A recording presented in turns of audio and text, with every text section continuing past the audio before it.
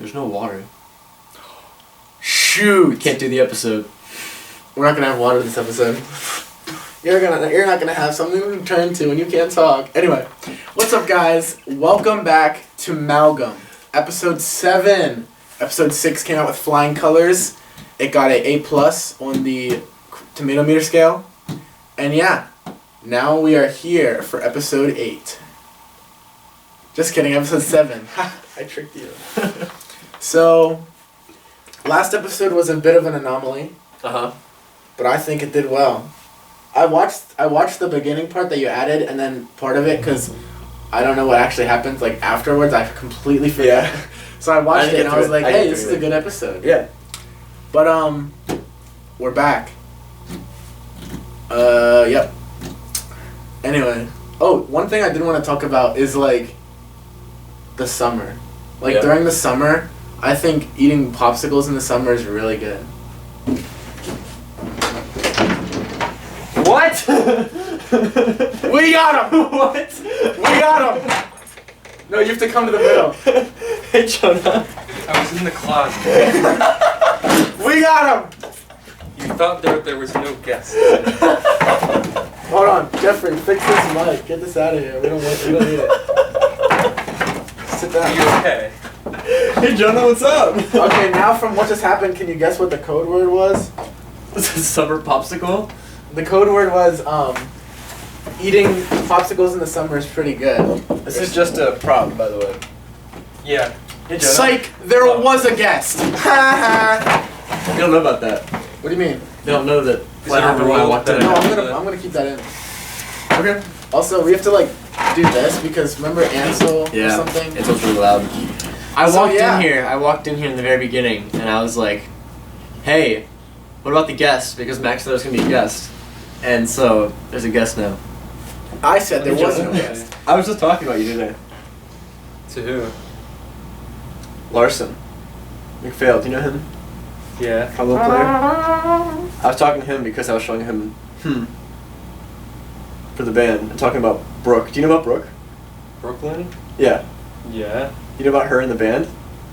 No. Stella and Ansel want her to come in the band. Is she not? Huh? Is she not? Oh. In our band. Our band. In online paper. Does she play flute? Okay. I'm down. But the problem is, they told Brooke she could be in it without consulting the entire band. I'm down. That's my problem, though. Because remember, we had the whole conversation about the 5 people in the band. And everyone in our band currently can double as something else. But, like, a flute doesn't fit with a rock jazz band. Yeah, it is. Okay. It's barely a jazz band and barely a rock band. You're right. I think the trumpet sax sound out of flute, that's cool. Okay. Like, it's not... I'm not gonna write for a flute. But if you want to, go for it. Alright. I could use an extra part, because the harmony is so thin when you just have... Yeah? Triads and Yeah. bass. Yeah. I'm just looking at the dog. Max Cam. Did you watch all the episodes? I watched the latest one. Okay. What'd you think of it? It was good. Thanks. I learned a lot about you, Yes, let's go. and I feel really bad. But you did all that voluntarily. Yeah. So, Yeah. should I introduce myself? It's Max's, No. No. This is Jonah. This is Jonah Lieberstein. No. This is Jonah Gelbart. Yeah. Oh my gosh. What's your middle name? Yanis. Yanis? Stress on the first syllable. Yanis. Yeah. That's pretty cool. Okay. So, what's up? How do you know Jeffrey? Oh my gosh. Oh my gosh.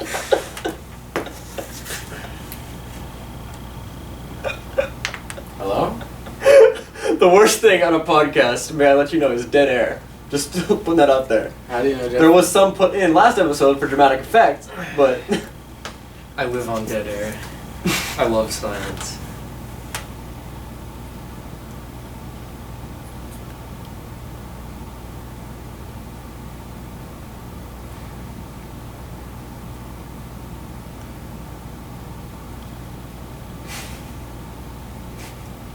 So how do you know Jeffrey? You can't do this.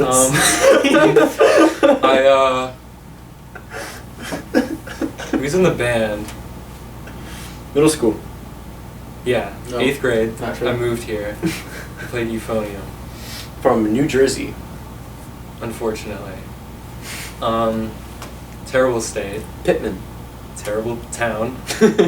Literally, like, yeah. Everybody was there. Like you'd think they were next to like a nuclear reactor. Why? It's just not the energy over there. Are you referring to like people just being slums or like genetic diversity? No, not like they're not like mutated. It's just like the vibe over there is so bad. Okay. Why'd you move? Work for my mother. His mom is the dean of students, or the dean of something. Arts, humanities, and social sciences. She's on the board at Millersville University. No, not the board. She's the dean of a college within Millersville. Oh, okay. Okay, but what do you guys think about the animal repopulation system? What? So, here's something I want to talk about. What do you think of anarchism? I like this. Here's the thing. I used to be really into anarchism. No. Yeah. I was You too. read Kropotkin? No. You're not anarchist. What? I never said I was an You can't be anarchist. really into anarchism if you didn't read Kropotkin. Interested. Go with that. Good job at gatekeeping us, Jonah. I didn't do what gatekeeping is. Not Jonah? even- Do you know what gatekeeping is, Jonah? Yeah, I just gatekeep. I gatekeeped on purpose. Well, Okay. gatekeeping can be used righteously. Okay. For the audience, Continue. I will cater to the audience for a second because that's something you're supposed to do in a podcast. I just have side conversations the whole time. Gatekeeping is a process in which one individual will say, you can't hold that opinion because you don't meet this prerequisite in No, terms of value. not holding opinion, but as belonging to a tribe. You're defining a tribe.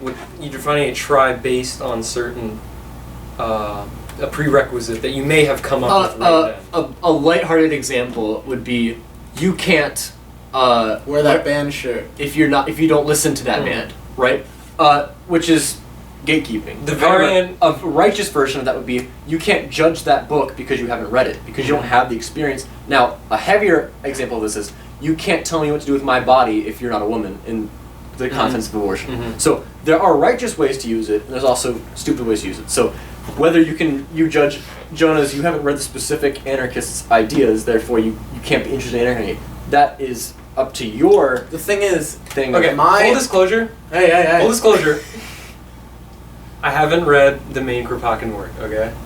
I don't know who that is. The point Okay, is, continue, what I'm trying to continue. say is, me being really into anarchism, relatively for me, might be different than you. Like, Okay. if you're really into something, Okay. that might be you. Like, Okay. go into it. If So I'm what's really into anarchism? Okay. No. No, okay. Continue. So what's anarchism? No. So the but I want to hear reason- what he was saying then. So the reason that I'm not, like, supporting of anarchism What is anarchism? anymore is because I think that people shouldn't get away with certain things. And although there is some sort of pool and value to, like, freedom completely, I don't think that that's what we need. You're not allowed to do anything. What are you talking about? If you restrict the freedoms of others, that goes against anarchy. I know. I'm not an anarchist. You can't. Murderers are not allowed to go free because a murder is inflicting on the liberty of another individual. But how do you challenge that? Yeah, how do you... Is there a court system? No, you can't. that would be. So, that would I just want justice to. I need to take a couple steps back here, Okay. just to cater to the audience. Can you define anarchy of which you're speaking? No, That's it. No. no. no coercive domination. No So coercive. You don't have an authority. organization that speaks for the people, or No, it's you don't have any person who has power over you must be there voluntarily, in a sense. You So- cannot have. So you could still have an established government as long as the people aren't able to be persuaded by guilt. No, by, no. By greed. So the reason why anarchists oppose the state is because they see it as involuntary. You didn't choose to live in a country with a state. So Okay. if you make an anarchist country and every single person in it says we want to have a government, can that be allowed? Probably, yeah. Okay. You can Okay. vote your way out of... Interesting. Voluntarism is a core concept. You can leave at any time, and you can do whatever. You know what I mean? Well, not do whatever, but So it's like you it's can like leave at any it's like a time. very personal, individualist, renewable version of a social contract.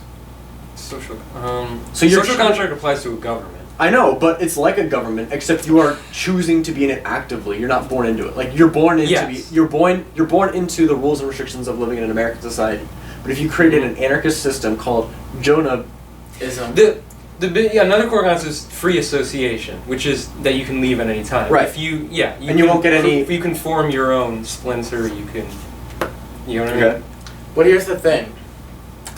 The way you're describing it, it's a utopian society. I don't know if, what do they say, it's utopian or dystopian, because it's different for everyone. Mhm. So I'm going to say it's a utopian society, which Is means that- I don't think it's possible. That would be utopia. No, no, it could be utopia is like a dystopian positive too. outcome. Yeah, utopian mean it's like heaven-ish. And dystopian means like hell, like Oh, bad. you have a. This What is are you how I looking at? fact check everything. Oh, Utopian. utopian is not a word. I made that up, Jeffrey. Unless it is. A place with specified characteristics. An And the imaginary characteristics I'm going to No, specify. no, you're right. Am I? Yeah, it's from the Greek word topos, place. It's term here. Oh wait, no, this is utopia. No, that's utopia. Yeah. Never mind. But Utopian is just a place. Utopian is So like what I'm imagine trying a to good say place. is, Mhm. it's all relative to And different dystopia people. So it's is just like the opposite. what I'm trying to say is it's not possible the way you're describing it, because in our world as it is now, because like there's no way to enforce something without the enforcer having power over someone. What do you mean enforce? What are you going to Like- enforce? Enforcing that people can't put their will over someone else's. So like if That's- I killed you, how would you enforce that if there was no state? Well, what's the state going to do? The state can They only would do put me things. in prison. It They can would- only do things after the fact. Yeah, exactly. Yeah, it's only based on. So you're saying States that are generally based on So- punitive So justice. it's reactive justice. if there's an anarchist area, country, Mhm. would murder be allowed? No. But how would they stop it if it's not allowed? They would just say it's not allowed, but people still Okay, murder? the first thing you say is you have to first look at it from a utilitarian perspective. Does the state actually stop violence or murder? We first assume that murder is going to happen. Mhm. Does the state actually stop it or prevent it? I was gonna say, They no, try that's a to. big They part try of it. to. That's a big part of it. Is it a preventative justice system or is it a reactive justice system? It's reactive. Well, I It's- think there's definitely parts of both. It's definitely Well, more America reactive. is It's a very established reactive. it's but predominantly. but there's also very preventive measures because we have an established police yeah, force. we have that's laws there. to protect people against things. yeah, but they can only do things after the fact. You Or know what I after mean? the attempt. Because you Yes. can try to kill someone and then get arrested and not actually finish it out. There's a movie about that. What? I forget what it's called, but it's I about think this. you've mentioned that before. No, not the same one. But there's this movie, and it's about these robots, these like AI robots that they've invented. iRobot. No. But like they've invented these robots, and they can see into the future. And there's 3 of them, Ooh. and they see into the future. They're like sentient robots. And Is this spoiling it? no, this is like in the first 10 minutes of the film. Oh. Okay. But they see into the future, and they predict crime before it happens. Oh, I've and heard they about send this. and they send police. It's out. called it's with Tom Cruise. Yeah, It's like Mission Report or something. that's it. Mission Minority Report. That's Minority what it Report. Yeah. But it's about this idea of these Yeah. robots are never wrong, and they always predict crimes before they happen, and then they send out police to go convict people before the crime's actually committed. And they only predict it like 15 to 20 minutes before it actually happens. Except there's this one case where it happens like, it predicts a price that happened like a long time ago, which trips them up. That's the plot of the movie. But like with this situation is they prevent crime before it happens. So then they go to the people's houses and they convict them of crimes that they haven't done. And then they're like, but then these people were like, I didn't do anything. Mhm. And they're like, Yeah. but were you planning to? And they're like, in some cases they are, in some cases they aren't, but they're Mm. eventually going to, because the robots are never wrong. I mean, obviously that's complete fiction. But Well, yeah, I don't. I think Maybe that's one fun day. anecdote. It's an interesting idea. It is. Like, for example, It's why not do- complete fiction actually, because if we develop a computer that has such processing ability that it's able to calculate every single odd to like the whatever degree of percentage or whatever, like accuracy, then that means that 99.9% they'll be right, just from knowing all this stuff and what they can tell. Well, but that would only mean there would be no what you have to freedom understand at all. about what you have to understand about a society is it's what's called a complex structure, which means you cannot accurately predict what's going to happen. Yeah. On any. Because you have so much in your head that you can't predict. Not Well, even you can predict small amounts of it. Like you You're not in a can't. big Yeah. world. You can't like predict the stock market. Right. It's that you can't predict. You can't predict it. It's just very. You can't like know for sure what it's gonna. Yeah, it's just. It's never higher than like 80%. Yeah, it's not mathematically Right. feasible to actually. You can predict, like, a long scale, like what occupations people might be interested in the future based off of their long genealogy, scale, but you can't predict like day-to-day human behavior. Yeah. I got my DNA test back. Yeah, he I'm did. 6.5 Native American percent. Oh, Which I is a told lot. you this. Yeah, you did tell me this. Shoot. I was there when you opened it up. No. For the second time. I opened it before, yeah. Dang it. Oh, I thought that was special. Yeah. Hitler was totalitarian. Nuh-uh. Well, Germany was. Nuh-uh. Yeah. Really? Nuh-uh. Because it's a dictatorship. And he was a dictator. He's probably the most Wait, are you saying He's not a dictator. He's probably... Cancelled. Okay, let's go back to the anarchy thing. Okay.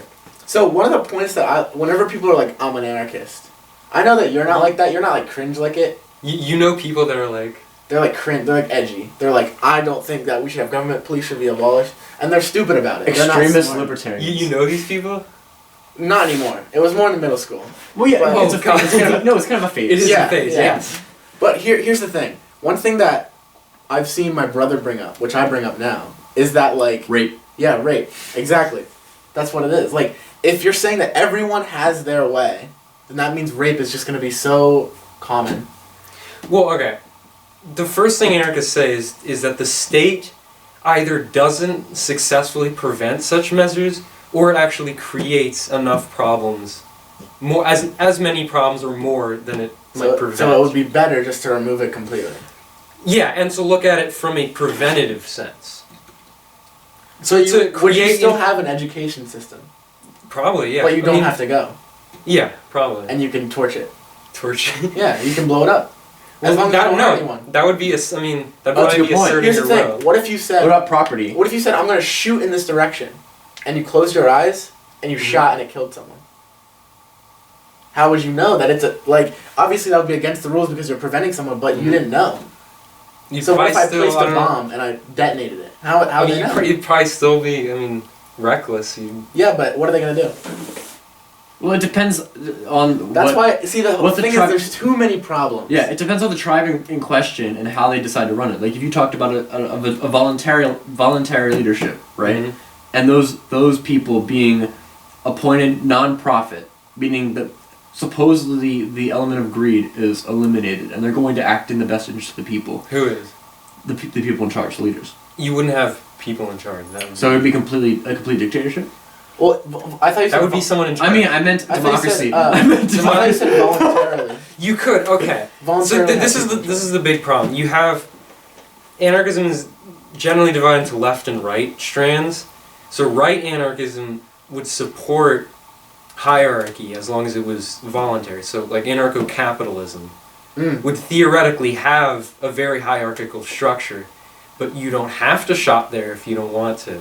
You don't have to. That's just like really leaning into capitalism, though. It's anarcho-capitalism. Yeah, it's I know, the purest form of capitalism. That's what people say now. They're like, oh, if you don't want to buy here, just buy there. But this... Yeah, No, no, the oh, problem it's- is that there's I don't- market, there's I don't market think it's- restrictions. Like we don't have capitalism. We do, but it's government control. It's not a free market. Yeah. Yeah. So I'm assuming because I'm learning about this, anarcho-capitalism is No government control. no government control. So you can buy Yeah, if you drugs have- and you can buy Yeah. Everything about them. Any system works like that. The No, only because other thing, systems can enforce it whether you believe in it or not. yeah, they can enforce it, And but this cannot. ultimately, any system requires that at least the majority of the people believe in it. So can you repopulate within the system? What do you mean It republic? doesn't matter about that. That was just another thing. But can you? Like, can Yeah, you could. Can I'm you pretty sure it's reproduce? Can you have a 50. kid? It's like 50 people. Yeah, why would you know? Would they be able to live in the system? Why not? They can I thought leave. it was a voluntary thing. Yeah, they can leave. Oh yeah, Well, you they can can leave. leave. America. Yeah. You can. Yeah. What point are you trying to make? Like, give your point. We said the whole idea of an anarchist society is it's a voluntary society that you're not born into.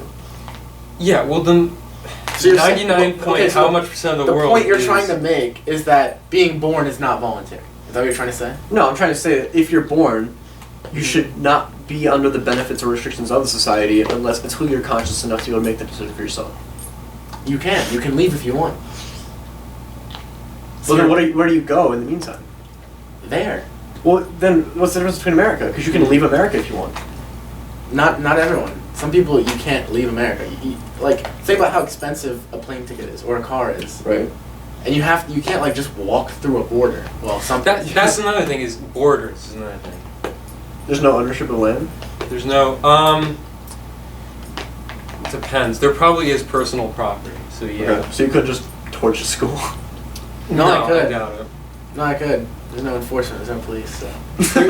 There is no police, but you would definitely get like at least thrown in a shed. Yeah, that's weird. By who?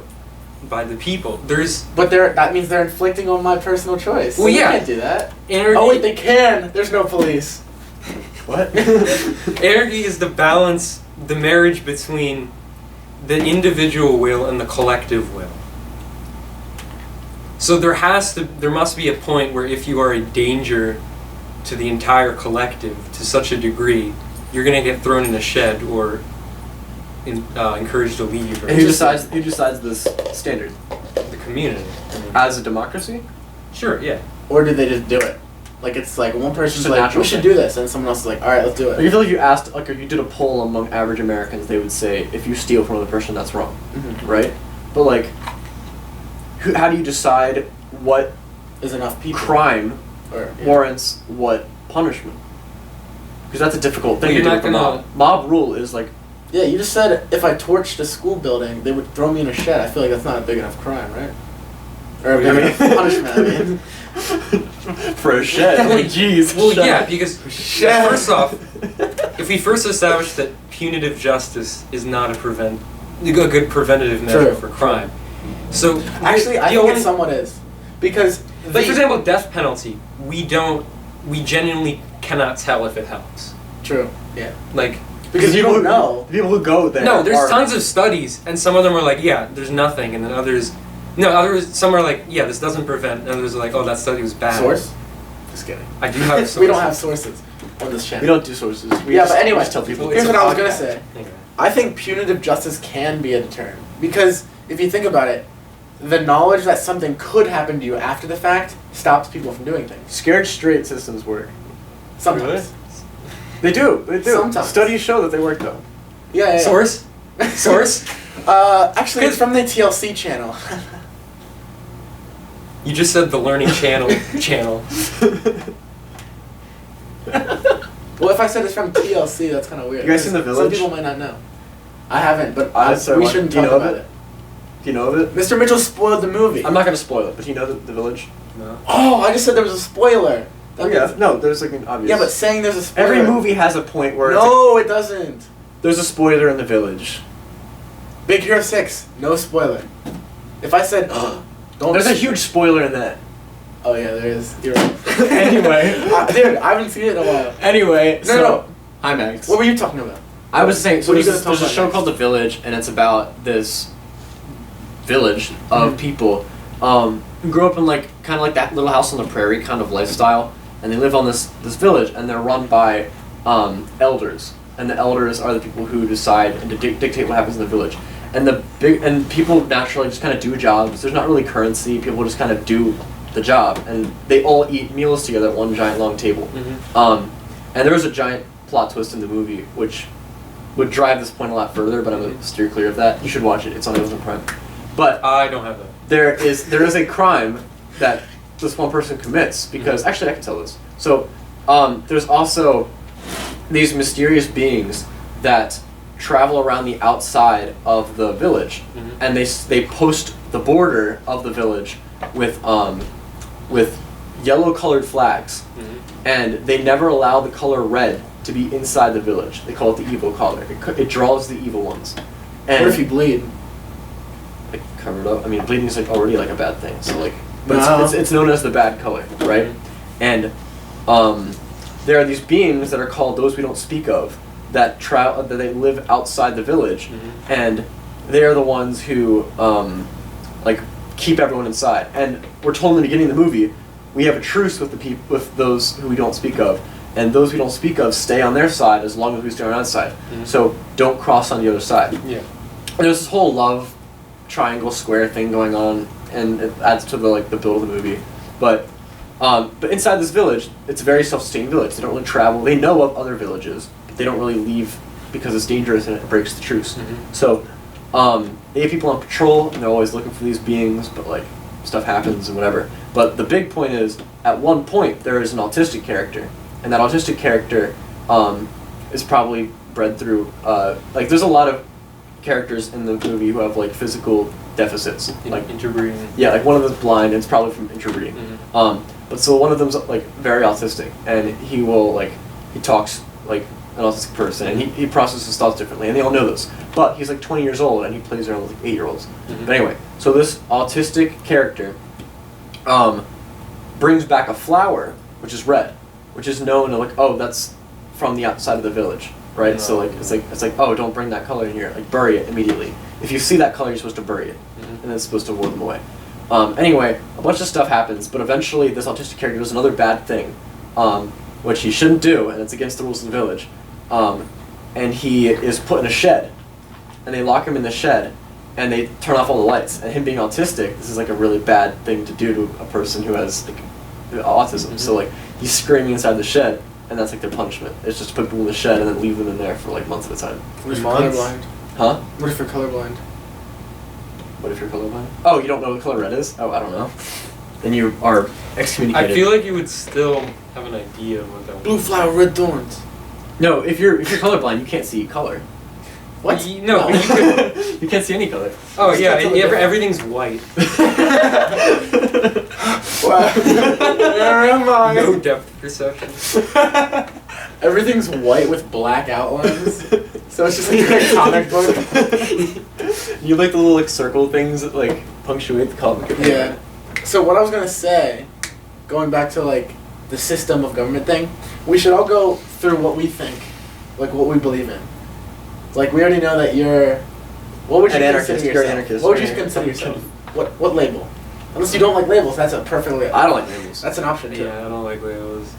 I also don't like labels, but I always choose the most similar one. Because I'm constantly trying to learn and like change.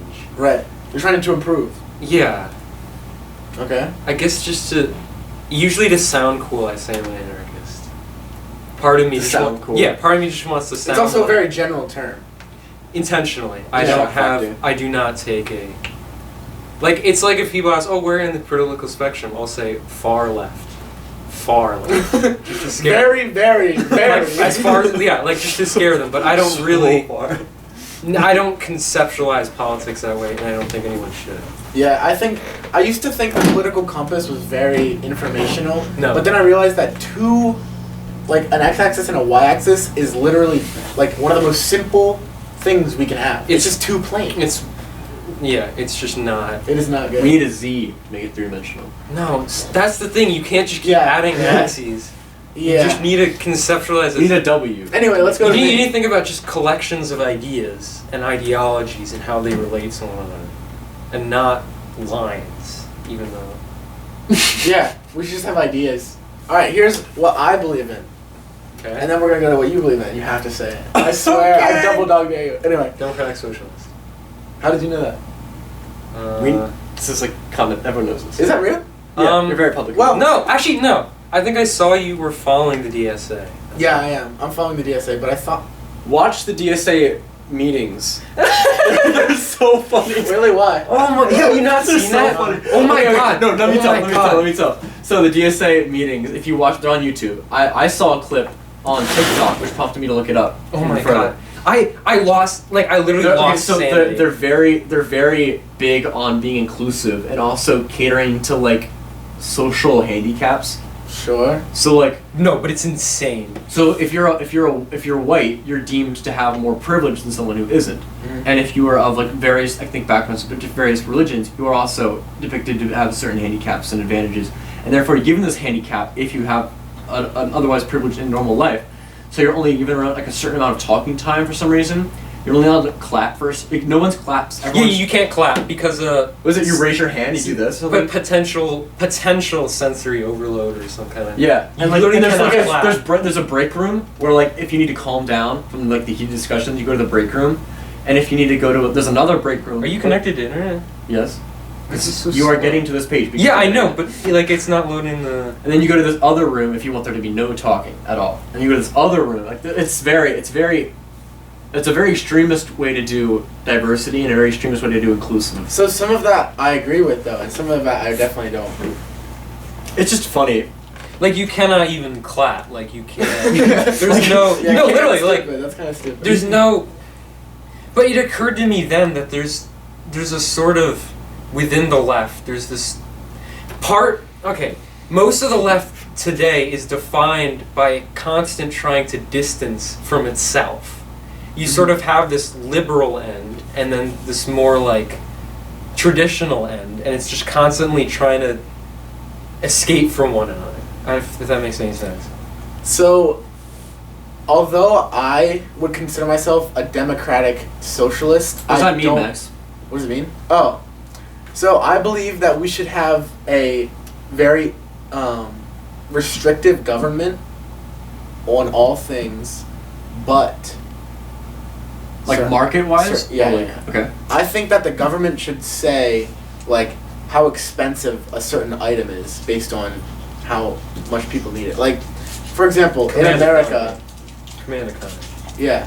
In America, like, if you have diabetes and you need insulin, it's like It's a lot. $300 per shot, Which is extremely. it's like thousands of times more than other countries. And then like, for example, Norway or something, it's like $13. Yeah.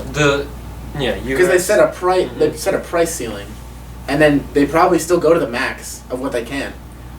But it just overall makes like people's lives better. Like Finland is the #1 happiest country in the world. Or no, Norway is. No, Denmark is. Sorry. Pick one. Come on. Denmark is the #1 happiest country in the world, and they're very Command economy. leaning socialist. So, are you a socialist? No. What's the difference between what you believe and a socialist? Then you're not. So I don't believe in Then you're a complete social- socialism because I think that there should still be democracy to it. I think So- that there should be voting. How would you, Yeah, how but would you that's, instill that do in you not socialism? understand how socialism works then? What do you mean? That's socialism is supposed to be the democratic alternative to capitalism. To suggest Well- that socialism Well, is not socialism was democratic. created as a stepping stone to communism. Right. But I don't believe in communism because you have to go through all these stages, and they always get stuck on the stage before they're like. "We Socialism reached is communism." very new. If you look at from Well, no, feudalism, Karl Marx created socialism. no, it existed before him. He adopted That's not new. socialism and communism as political terms existed before him. He utilized them. To change their meaning. Yeah, he utilized. Hey, buddy! Max He had what he called. He actually used socialism and communism as synonyms. He had what he called lower stage and higher stage, and then Lenin referred to the lower stage as socialism and the higher stage as communism. And Right. what were we talking about? Why are you a socialism. democratic socialist and not a socialist? How would you instill? Look up socialism. When the government does stuff. What? Is that what it says? No, oh my god, you know that. Okay. That's the classic. No. That's the meme. A politically authoritarian agrees for the means production to be owned or regulated by the community. You need to read it out loud enough. Yeah, for things yeah, to so- that's the thing. Socialism can mean an insane number of things. For example, Kropotkin called anarchism socialism. He called it the no-state So version that's of what I'm trying to socialism. say. Like what you said about the DSA meetings. I don't, just because I call myself a democratic socialist doesn't mean I am a democratic socialist to other people. It's just what I labeled myself to give it meaning. Like, I am not a democratic socialist in the name. I just have these views. And the closest label I could give it is democratic Yeah. That's socialist. me with I had- Christianity. Right. Yeah, what was the philosophy I live by? I forget who said it. Like my mom's friend was that You should just believe what you believe, and it should be other people's job to assign labels. Right. They can use it for But that's so themselves, difficult. but you don't have to. Because when you want to be quick about it, like you don't want to be like, I believe in this and this and this and this, and maybe this and this and this. I just want to be like, I am a democratic socialist. You can generally sum it up in economic theory and socialism. Well, that's the very reason I stay away from labels. Because I don't want people to take their pre-assumptions about ideas and apply them to me. And that's the very reason I say I'm an anarchist, is because I want people to associate with, well, I'm going to go break a building. Burn a building. Okay. So, other things I believe in is people shouldn't own land. Also, people. Oh. So there's a separate. But if the government owns land, here's the thing: there's a separate distance between what I want to happen and what I think can happen. Mm-hmm. Over here on the thinking side, what is actually possible, I would like a system very closely related to like Finland. Possible or somewhere- likely? social democracy. Possible. And both. Able to happen. Okay. Social democracy. Yeah. Something like very left capitalism, but without the Social democracy is capitalistic. pretty center left, honestly. Well, yeah, but I would take it further than they do even. Yeah.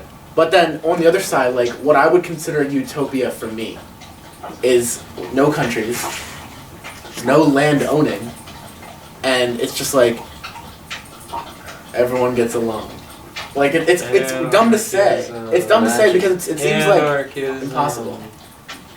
Yeah. No, because Well, how are you gonna have a government if you have no. I'm borders? saying that's the utopia, Yeah. but it's not anarchism How does it differ? because there are still laws. And who decides those laws? The community, Why? but they don't have to agree with it. That's anarchism. It's not voluntary. What do you? So you mean? So- Who enforces them? The community. Yeah. So you Is there have is there a police force? there law enforcement? It's not a police force. It's more like Vigilantes. no, it's not. It's like like it's not a police neighborhood force. watch. Like Yeah, kinda. yeah. But it's more like a community watch. But the That's- point that's is anarchist, I mean. is before you grow up to be able to commit crime, you can choose like other pathways. Like I feel like people in our society commit crime to get somewhere. Like if you don't have food, if you're starving, you steal food. If Mhm. you like that kind of stuff. Yeah, so the point that's is what- that you can just like not need to do that. No one is poor in my society. That's exactly what when Daniel Guerin says it's unlikely in an anarchist society that there will be petty crime if Right, everyone's needs yeah. are met. That's foundational to anarchist view of crime. Is Mhm. that if you truly provide for everyone in every aspect, crime would become more obsolete. Exactly. UBI. Yeah. Have we talked about that on Malgam? What? UBI? UBI. What's that? Universal Basic Income. Oh, I don't think so. Wait, your turn to do labels. Huh? I don't believe in that. Do you know that? Well, in our society, I kind of do, but in my utopian society, I don't. Because there would be no need for money. There's no currency. No, if you're hungry, you That's get food. communism. No, because Yes. communism means that there's still a government. No. Yeah. No, it doesn't. Communism is No, no, stateless, classless, the means of moneyless. production are controlled by the people. No. There's stages in communism that get it there, which require a leadership and a government. But eventually, the final stage of communism has no government. It's just that's why comrades. That's comrades. It's all camaraderie. Part of it, yeah. It's everyone banding together to form a unit rather No, than having it's Marxist communism is based on class theory. Marxism, which is class theory, it's not camaraderie with everyone. You did It's not click the button.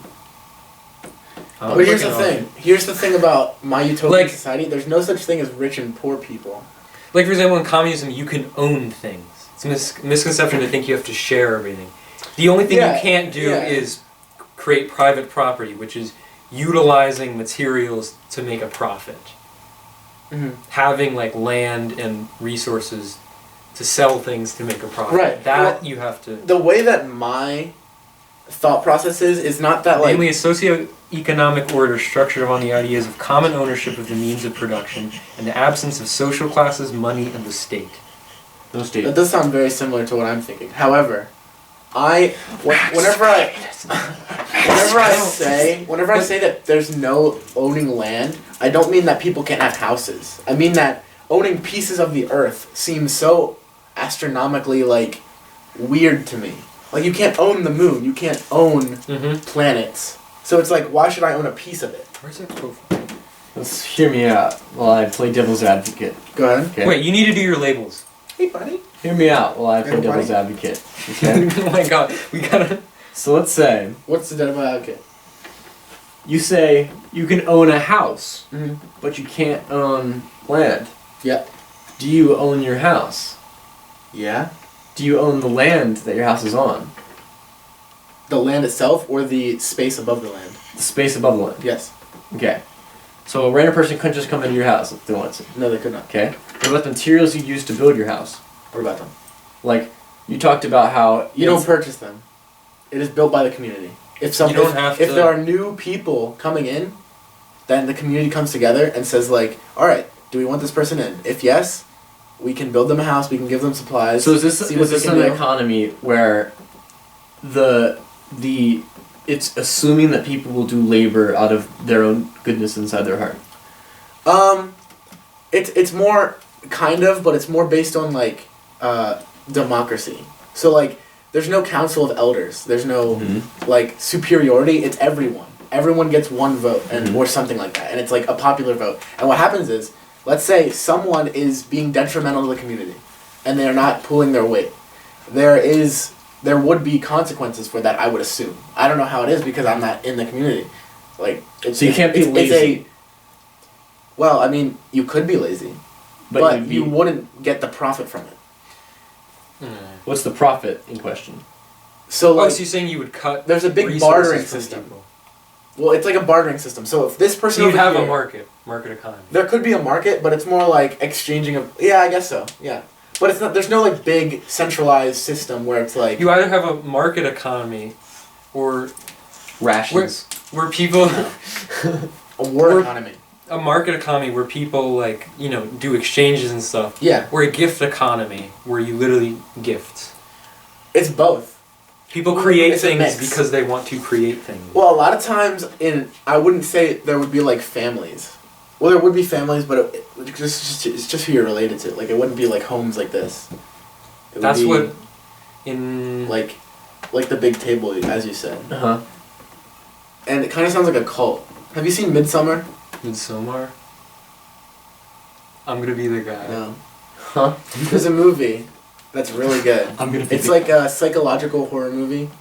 It's Midsommar. about these people Here, wait. that are like I was 20, reminded maybe in of their this. 20s in college or something, and they go to what is it, Norway, Sweden?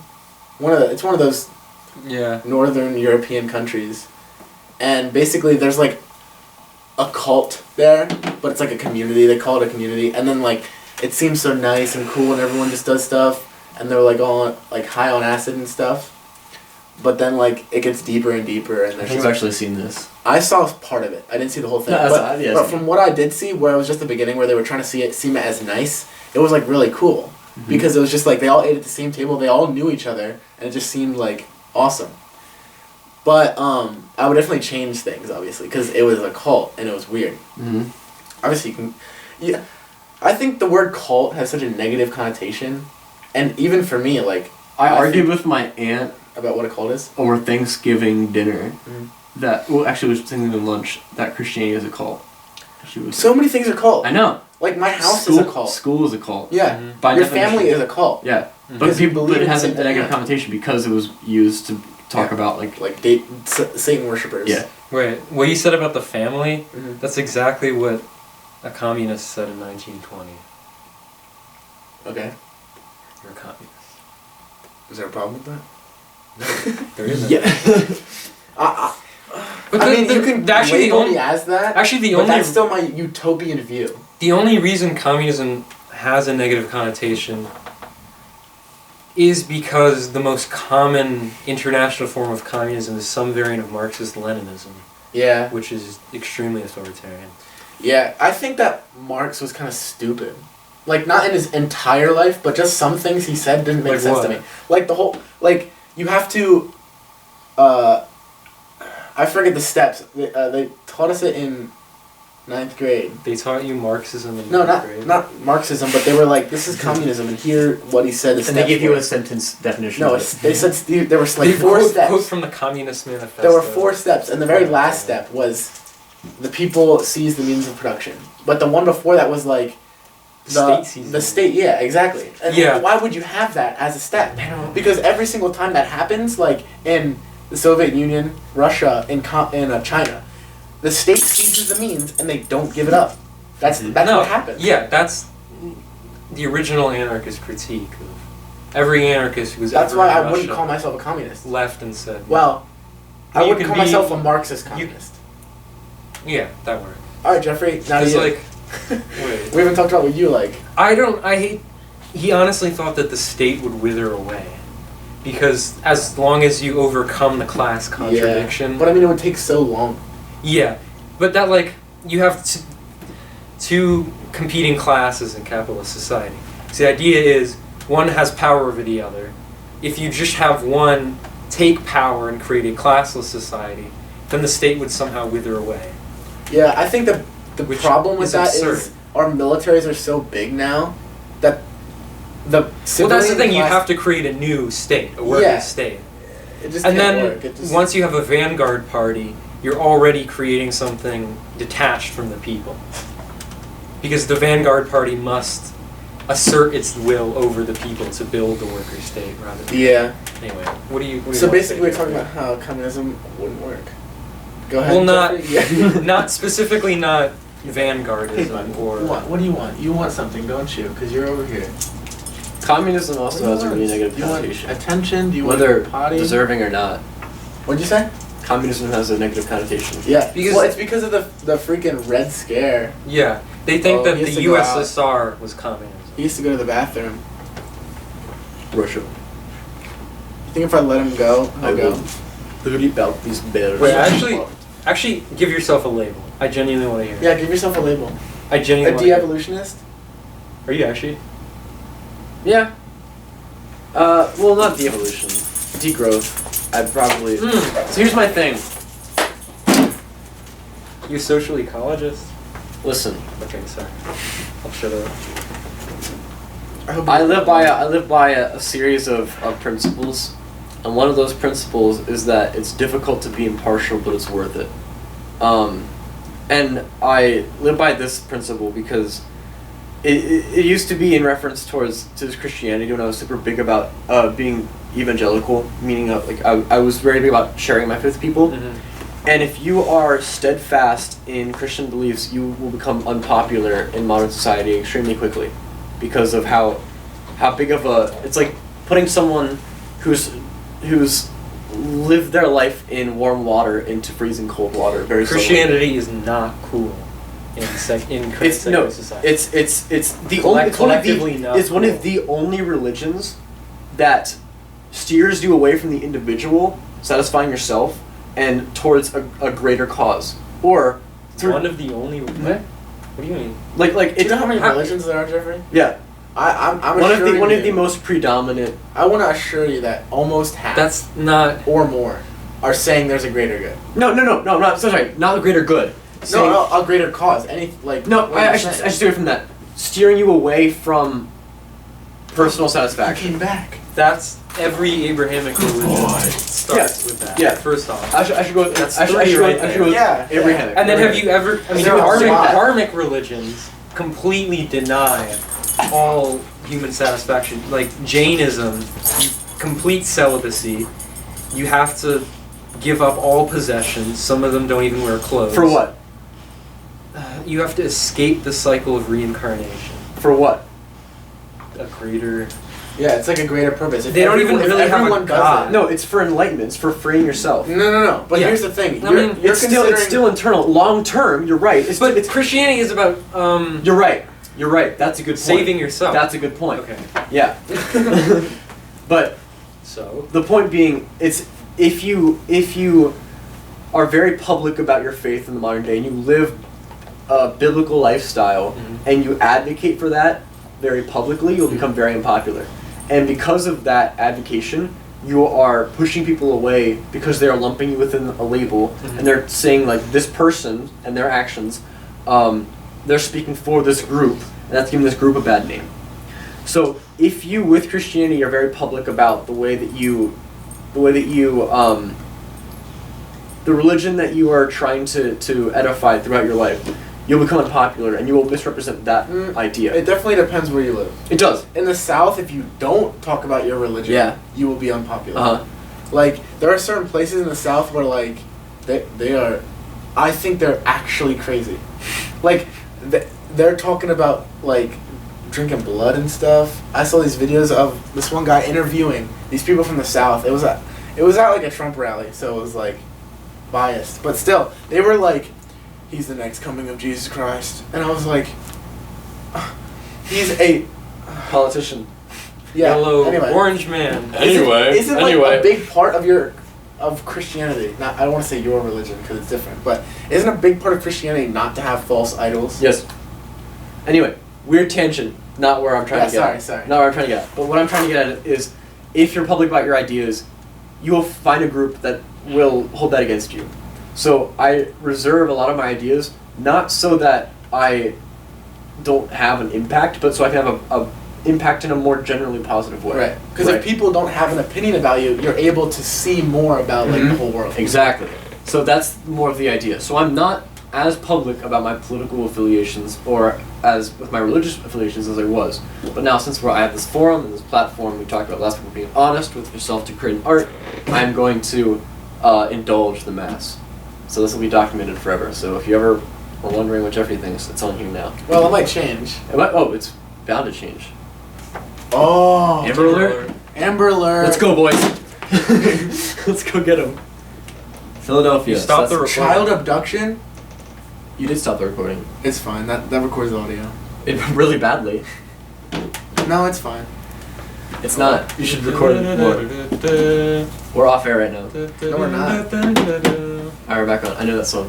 What is that? Moaning. Yeah. Anyway, so Religious beliefs. religious beliefs. Give a label. It can be a not real label too. Jeffreyism. No. I just talked to Stella about this last night, but I guess I'll say it again on here. So it's gonna take a long time though. Okay. Say agnostic. Theism. Let's Theism. start there. You believe in God. Do you believe in a God? I believe in a God. Do you believe in one God? I believe in one God. Do you think that What do you mean by God? Anything. Alright, I'm just gonna tell the story. Okay. Okay. It's gonna be way better than the people listening to things. Anyway, I was born and raised in a moderately Christian household, meaning we weren't super orthodox, but at the same time we weren't like the kind of Christian family that doesn't go to church every week. So we went there, and it was like an idea that was like very prominent in our household, and we talked about it as a time. However, as I developed and got older and got to the point where I started thinking critically, I would ask my parents questions, and I'd be like, "Hey, Mom and Dad, question," and they would give me a really sappy answer that I didn't think really it didn't satisfy me. I found a lot of unsatisfying answers to questions that I had, and I found these unsatisfying answers everywhere by all the leaders of the religion, and this is where a lot of falling out of faith stories end. Right there, when you don't get satisfying answers, and you're like, "Oh, well, if you can't back this up, then it's over." Yeah. What I did was I dug deeper, and I found apologetics. Apologetics comes from the Greek word apologia, which means to defend. Mm-hmm. And apologetics, used within a religious context, means to defend your own faith. Mm. And used in a Christian context, it means to defend the Christian faith. So there is a study group called, or a study ology, I guess, called Apologia or Apologetics, and it holds pretty much. It's so weird, and people don't know this. I feel like a lot of atheists would not be atheists if they knew and they really studied apologetics, because there's literally an answer to almost every question any atheist has ever asked me. Mm-hmm. There's answers. People just haven't studied enough to find them. Yeah. So there are very logical and very reasonable conclusions to a lot of the questions people have, either about the validity of the Bible, either about the existence of God, either about why certain rules are in the Bible, like about the Trinity, about like everything. Yeah. It's all there, and it all exists, and it's all been studied by humans, and it's all in the Bible. But anyway, I found apologetics, and it really affirmed my faith. And then I got into middle school, and I got into the middle school kind of like mind frame. I'm a middle school boy, and I'm like, dang, it'd be really nice to have sex, right? Because that's, I don't know, that's where my head was. That's where a lot of boys' heads are. Okay. And I started to think, what if there is no God, and I can indulge myself?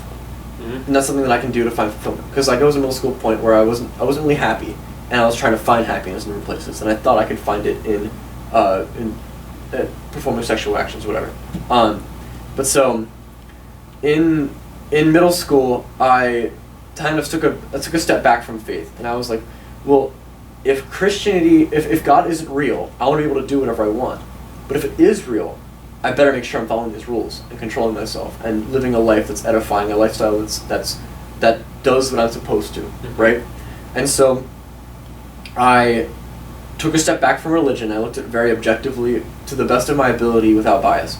And Max, you weren't in my life yet, but actually you were kind of, but not as obviously as much as we are now. But you were present. Right. You were an influence in this doubt. Interesting. But I took a step back, and I started studying a bunch of different religions. You weren't there yet. But I started looking at Buddhism and Hinduism and all like major religions, and I evaluated them via what I thought was the most logical and answered the most questions as of how we are here today and how the universe is created, right? And I looked into the best of ability of, I guess, a middle schooler. But I also left the area open of, like, if you, like, it's always subject to change. You should always be circularly questioning and doubting things, because that's how you find the most truthful response. The most truthful verdict is by constantly questioning the one that you hold. Opinions should be like a backpack that you carry with you. If you find a better one, you pick that one up, you put the bad one, you put it down. That's how you better yourself as a person. That's how you grow. So I narrowed it down logically. I really like Buddhism, and a lot of the values I have are Buddhist ideas. I meditated for a while because it was very calming, and I was like really into like monasteries and looking into that stuff. And I thought it was cool. I was very fascinated by that kind of lifestyle. But I narrowed it down to atheism and Christianity. Those are the two that made the most sense to me. I thought there was enough proof in the existence of Jesus and the impact that he had on the world that Judaism was no longer really like a number one contender. And this is after this is after I went to synagogue with you. Okay, that was all during the time when I was like questioning things. That's probably like 8th grade, 9th grade-ish. Then around this time, I finally decided, I discovered C.S. Lewis, who I think is probably one of the most intelligent people who ever lived. He was, he was insanely smart. He and J.R. Tolkien, the writer of Lord of the Rings, were best friends. They fought in the trench together. And then later on, when they both were established intellectuals and they had very public platforms, they debated each other, but they were also best friends. So they constantly were like, and they lived this lifestyle of constantly questioning themselves and constantly not standing firmly in what they believe. They believed themselves. Debated about what? Religion, politics. What side were they on? Morals. Lewis was Christian, right? Yeah, and Tolkien was an atheist. He's like a very famous atheist. But they would constantly talk about this, and Tolkien was very steadfast to the point where he thought of atheism this way: there's no way you could prove me an existence of a god, because I would always contribute to human error. If God came to me in a dream, and I woke up from that dream and I remembered it, and like, God came to me and actually proved himself to me, I would denounce it and say I was hallucinating or I just had a really weird dream. There would be no way that I would actually contribute to the actual idea and the existence of God. Which is logical. Yeah. There's logic to that. And C.S. Lewis, on the other side, thought that there was a lot of that your 3-pound brain can't comprehend infinite being. So you can always be in a state of constant questioning, or you could acknowledge the amount of evidence that we have for the validity of Christianity, the amount of cross references we have, and the amount of like faith stories that we have that contribute to this idea, like things that couldn't be possible if God didn't exist, and take those as proof. And that's what he kind of prescribed. Now, I'm not doing justice to either of their perspectives by a long shot. Anyway, C.S. Lewis wrote a book called Mere Christianity, where he discusses his own faith journey and the logic behind Christianity and how it's not a faith, how it's a conclusion based on evidence. And it's a very, very good book. Every faith should be a conclusion. Every faith should be a conclusion. Faith? Faith. Or faith. Yeah, you're right. Yeah, I should be more of a conclusion based off of evidence rather than just an opinion. Yeah. And shouldn't every conclusion be based on evidence? Anyway, read the book if you want to. I haven't actually read the book. I have, however, listened to. There's this guy who did these artistic podcasts of his book on YouTube, and I would listen to those, and I would listen to I've read excerpts and pieces of it, and I've listened to most of it, but it's a very good book. But C.S. Lewis, look into him. He has all sorts of awesome ideas. He's also like a renowned author. He was in the Fantasylands, so like he did the Chronicles of Narnia. That's how you know the name. Anyway, so he contributed me. He pulled me over the side of Christianity is true, and it is an idea that it is the most logical conclusion as to how we exist today, why we are here, and it's the most logical origin story. It's the most fulfilling way to live a life. From that point, from that decision, that was around 9th grade-ish, okay? I decided I'm going to live a lifestyle that a Christian should. Because a lot of Christians don't. A lot of Christians are like, they'll identify with the label, but they won't live the lifestyle. Yeah. And I took this perspective from using the Bible as a root. And this is after you and I have been constantly debating about this, and this is a really hot topic in our relationship about religion. And you were also a huge influence because you constantly ask me critical questions, make me think, and you were a huge role. And this is actually a perfect topic for this. Anyway, for this group. Yeah, we should have started with this. Yeah, but anyway, so from this conclusion that I had, I went on I went deeper into apologetics, and I decided that there is a core to every belief system. And if you, I call them pillars, and if you remove this pillar, you remove all validity of the religion. For Christianity, it's the Bible. For which part of the Bible? The Bible, as a whole. For Christianity, you can't. What about absence of religion? For atheism specifically, you have to believe in evolution. Otherwise, you don't really have. For scientific atheism, we'll go with that.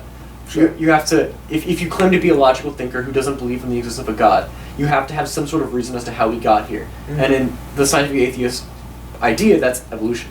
If you can disprove evolution, you disprove the idea of scientific atheism. If you disprove the validity of the Bible, you disprove all of Christianity. I don't agree. That's fine. This is where I was in 9th grade. Got it. Anyway, so I decided that, I realized most Christians haven't read the Bible.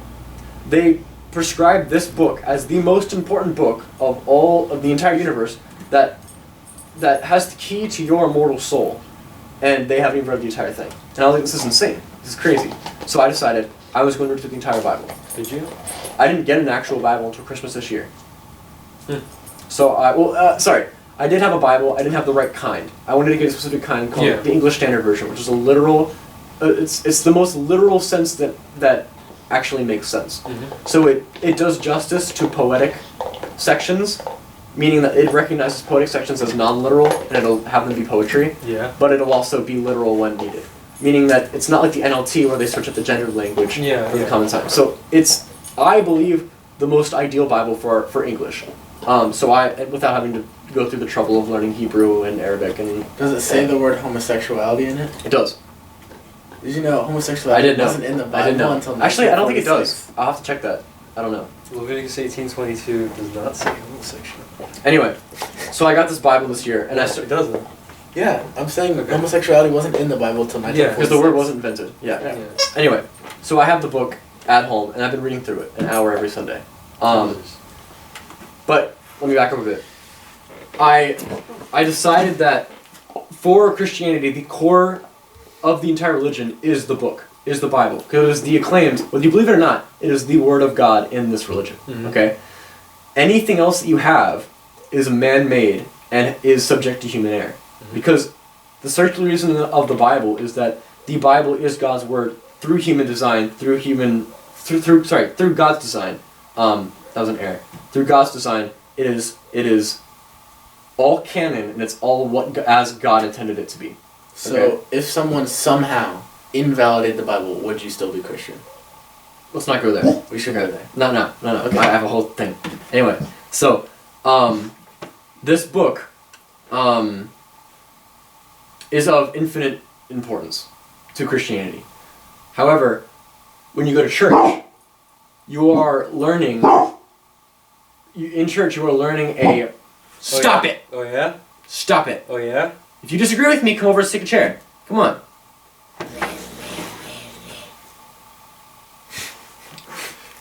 Max.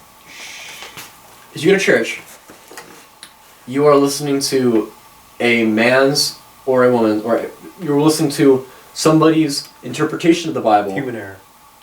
You're listening to someone's interpretation of the Bible. Yeah. All we have to know what God says is the Bible. But here's the thing: is that there's a lot of human error within the Bible. That's subject to debate. Like translations are seriously. Well, that's why we have a ton of translations. Yeah, but like you know what I mean. Like My in question a sense, even the Bible itself is subject to human error. Yeah, here's my question. I guess, there's two answers to this. Do Christians believe in what do you believe? Do they think that I can't speak for Christianity. Well, I know, but you can... I can probably speak the best of this table. That's what I'm saying. Okay. Do Christians, per se, believe that the people that wrote the Bible were, like, possessed by God? And they were, like, he was making them do this? And that's why it's perfect? Or did he just have the actions take place and they prescribed it as they saw it? Kind of both. There were some instances in the Bible where God was next to Moses and said, Moses, write this down. And Moses wrote this down. And there were other sections... But there's no way to tell. Yeah. Because, like, if he says, this part God told me to write and this part he didn't... Yeah, how do you know? So it's still human error. That's kind of where, the faith part comes in. You have to... The Jewish understanding of the Bible is that it existed before the earth was even created. And that earth was created through the Bible. That the Bible was not some text that was delivered or written, but it was a thing, sort of a... What do you call it? I don't know.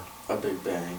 Like sort of God's baby that was with him forever in eternity before the earth was created and will exist in eternity after. You know, we like can the try book, to... or just the text? The or text, the meaning? yeah. It's written with... I think it's the text, because it's written with... The whole Bible? Or just the Torah? The Old Testament?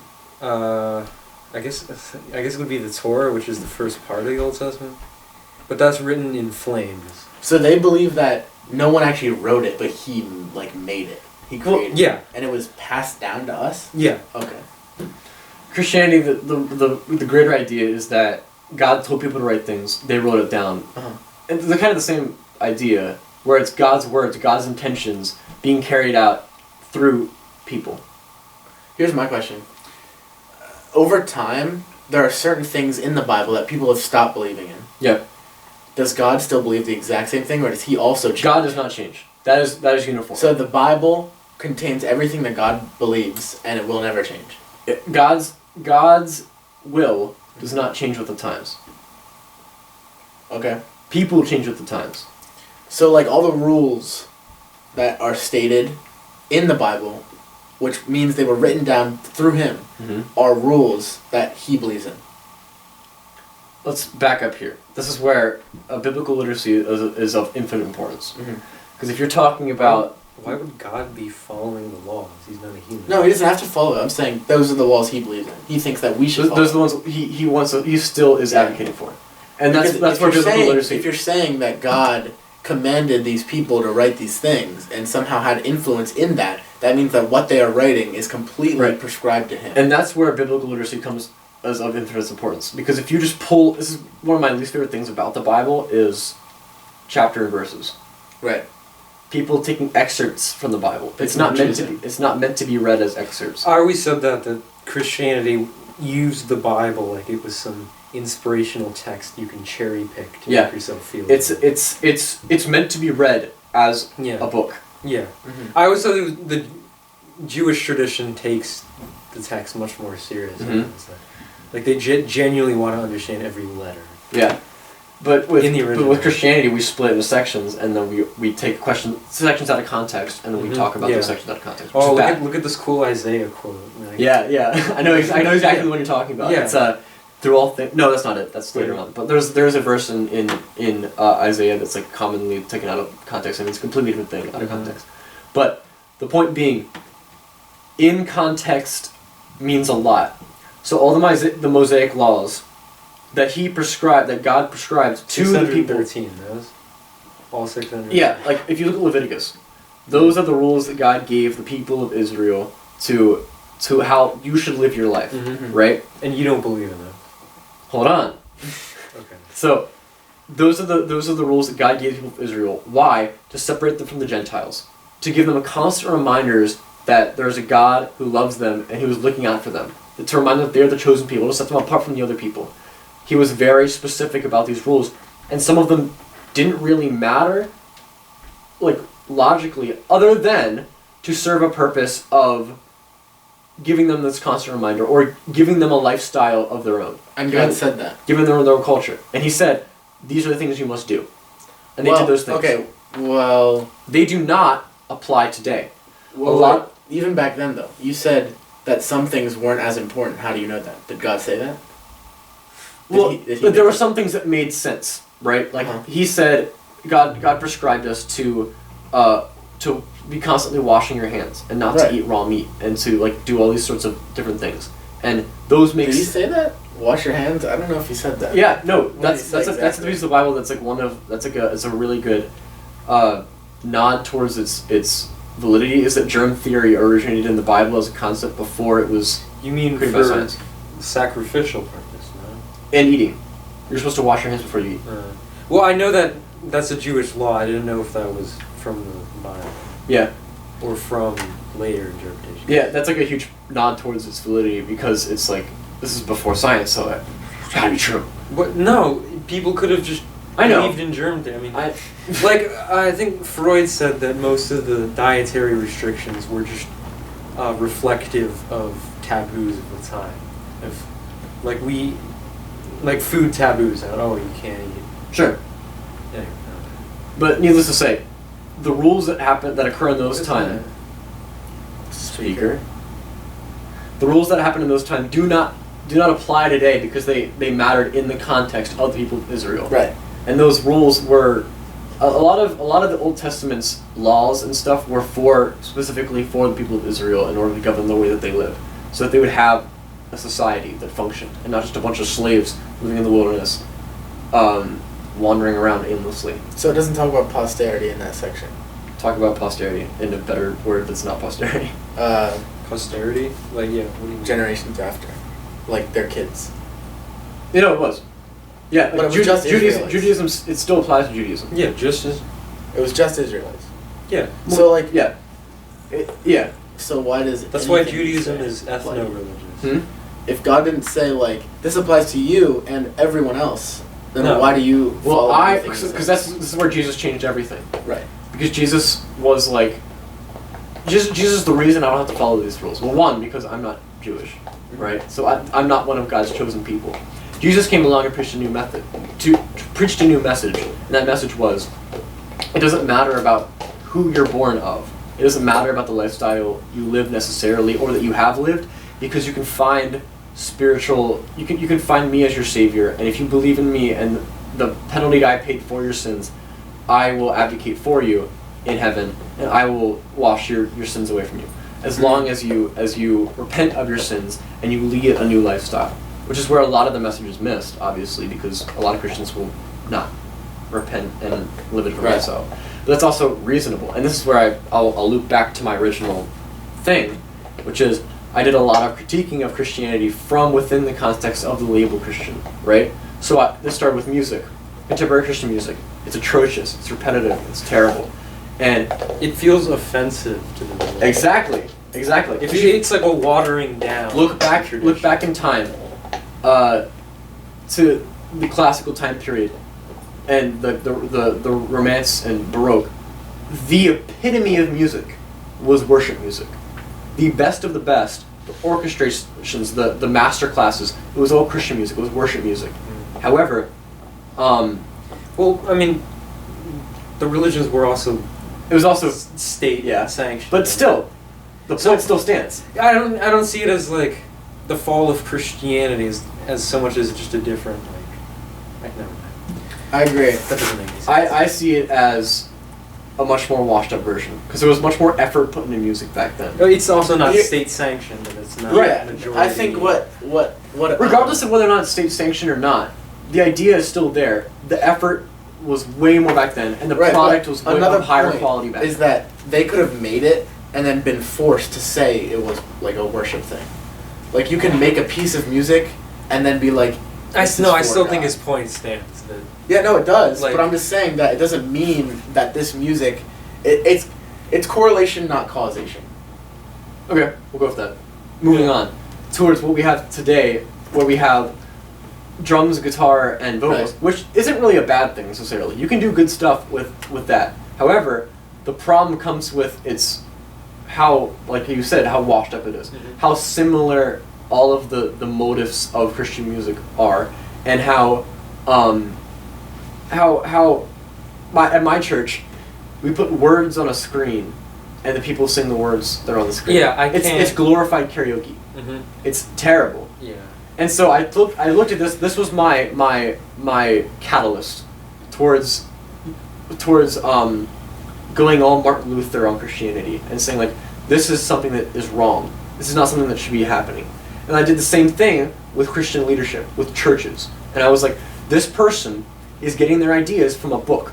The Bible, and I talked to my parents about this, the Bible is all that we have on what God wants. Mm-hmm. I don't see value in listening to a man who has gone to seminary school and had his own life experiences, listening to what he thinks the Bible means, and his interpretations of specific verses, when I can just go back to the book, study more than him, by my own, without a degree, without qualifications, without whatever, without a platform, and I can become smarter than him, or more well-versed with him in what the Bible actually means than he is, because I'm not trying to interpret and regurgitate. Well, not what it actually means, what it means to you. Because no one will really know what it actually means. What? If God dictated it, and God is some Right, game okay. we can't understand, Yeah. we will never know what he really meant. We will only know what each individual person takes from it. That is why the whole thing is wrong. Because, like, if you want to take something from it, to be understood if it was written. Yeah, I was gonna say, like, you can't even talk about clearly being understood. Because there's so many things in the Bible that like don't make sense. Errors. Like no, what? there are more than that. There's a lot of errors. Like what? Like Wait, there was he a asks. video I saw. Hold on. Oh, I Anything don't he know them asks. off the top of my head. Huh? Anything he asks. Whenever I ask why, it's just because we don't understand him. But if he truly wanted to be understood, then he would Then let us. He would make us able to understand. He did a no, shitty this is job. what I'm telling you. Yeah. This is what I'm telling you. Understood. This is But he where doesn't do that. He doesn't do a shitty job. This is what I'm telling you. This is where apologetics comes in. A lot of the questions that you have, and a lot of the supposed contradictions of the Bible have answers. Okay, but I wanted to go So back to give that them too. to me. I wanted to go back to that too because Okay. every single religion has apologetics, including atheism, which isn't a religion. Mm-hmm. And there's every single one. In every single religion, there's a person just like you who has found these apologetics and gone back to it, Mm-hmm. including myself. Mhm. I've seen many videos about atheism that are like, this is why this is wrong. This is why this is wrong. Here's all this evidence. Blah blah blah. It In doesn't favor matter. or against atheism. In favor of atheism. It doesn't matter. It really doesn't, because there are apologetics for everything. No Mhm. matter which religion you follow, everyone has a reason for something. There's an element of faith to every belief. Mm-hmm. Yeah?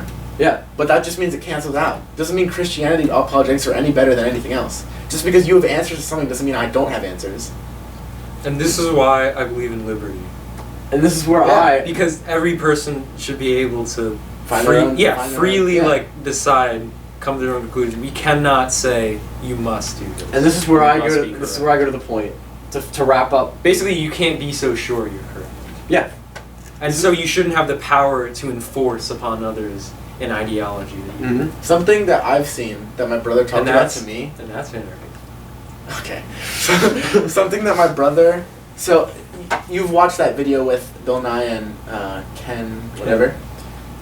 The one question that Bill Nye asks that I think is really influential is he asks Ken Ham. Right? Ken? Is he a Christian? Ken Ham is a Christian. Okay. It's a debate on evolution, just the Bible. Oh, in general. is he a creationist? Yeah, Ham, it was creationism versus evolution. But basically, he asks Ken Ham, but Bill Nye asks Ken Ham, he says, what would it take for you to admit that God is not real? And Ken Ham says nothing. He will always believe in God. Hmm? That is horrible. That's the same That thing. means you cannot no. argue that. Yeah, because Give up. here's the thing. That means that he is brainwashed. If someone gave me enough proof that God exists, I would believe. And I'm saying that straight out right now. I would believe in a God, no matter which God it is, maybe many gods. If they gave me enough evidence that made me think, you know what? That is true. That must be true because of all these things. Nothing has done that so far, but if it has, I would believe. And if someone that is in a religion says they wouldn't do that no matter what happened, they are brainwashed. Because that means that they have no concept of evidence. They just think this thing is true no matter what. Let's go back to Tolkien. Abandoned reason. Let's go back to Tolkien. Okay. Right? Had the same idea except with atheism. Mm-hmm. Do you think he's brainwashed? Yeah. Okay. Absolutely. So I Absolutely. appreciate your No, but consistency. at least his idea comes from logic. You know? No, because let me It's hear me not out. a- Hear me out.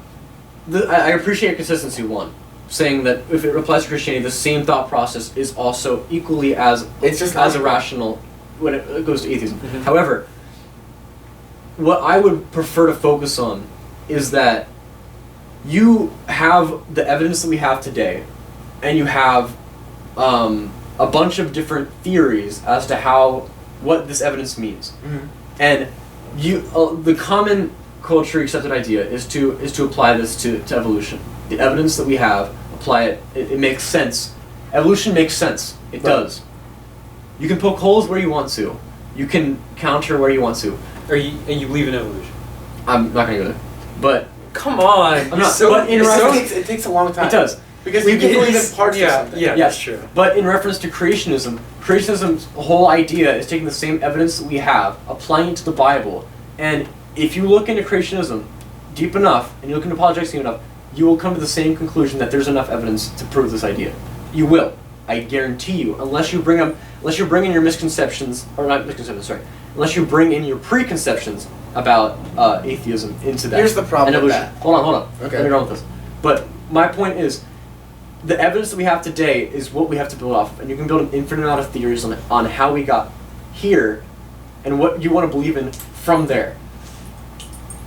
You can talk now. But I can run with this to go back to what I actually want to focus on. I just wanted to say one thing. I think that the apologetics statement is dumb. Because, then again, everything has apologetics. No, I think you're right with that. No, I agree with you. No, I'm trying to say something else. Okay. Like, it's somewhat similar to what I said earlier, but what I'm trying to say now is that whether you have enough evidence is not objective. Yeah. Because For one person, for me, there is not enough evidence for Christianity. Mm-hmm. But there's enough for evolution. But there's enough for you for Christianity. Mm-hmm. But for me, there are a lot of times that I have either talked to a Christian or seen a video from a Christian where they deny something without proper examination. Mm-hmm. For instance, I talked with Sean Becker about evolution, and he told me, and I think we've talked about this before, and you've told me somewhat similar things, that carbon dating is not a correct science. And while I agree that there are issues with carbon dating, the point is that none of us understand carbon dating.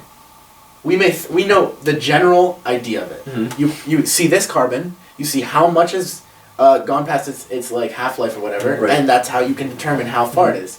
The problem is, you need multiple degrees to really understand what is going on with carbon dating. Mm-hmm. And so the problem is, if someone like you or I, or Sean Becker, or some priest says, or not priest, preacher, I don't know, whatever, Pastor. someone saying that, Sure. They say carbon dating isn't true or is true. We have no opinion on that. We can have an opinion on that, but we do not know enough to say whether it is or not. Mm-hmm. The problem is the people that do know enough say it's true. And the people that don't know enough say it's not true. But they think they're wrong. They think the people that know enough are wrong. So they're not going to believe them whether they say it's true or not. Mm-hmm.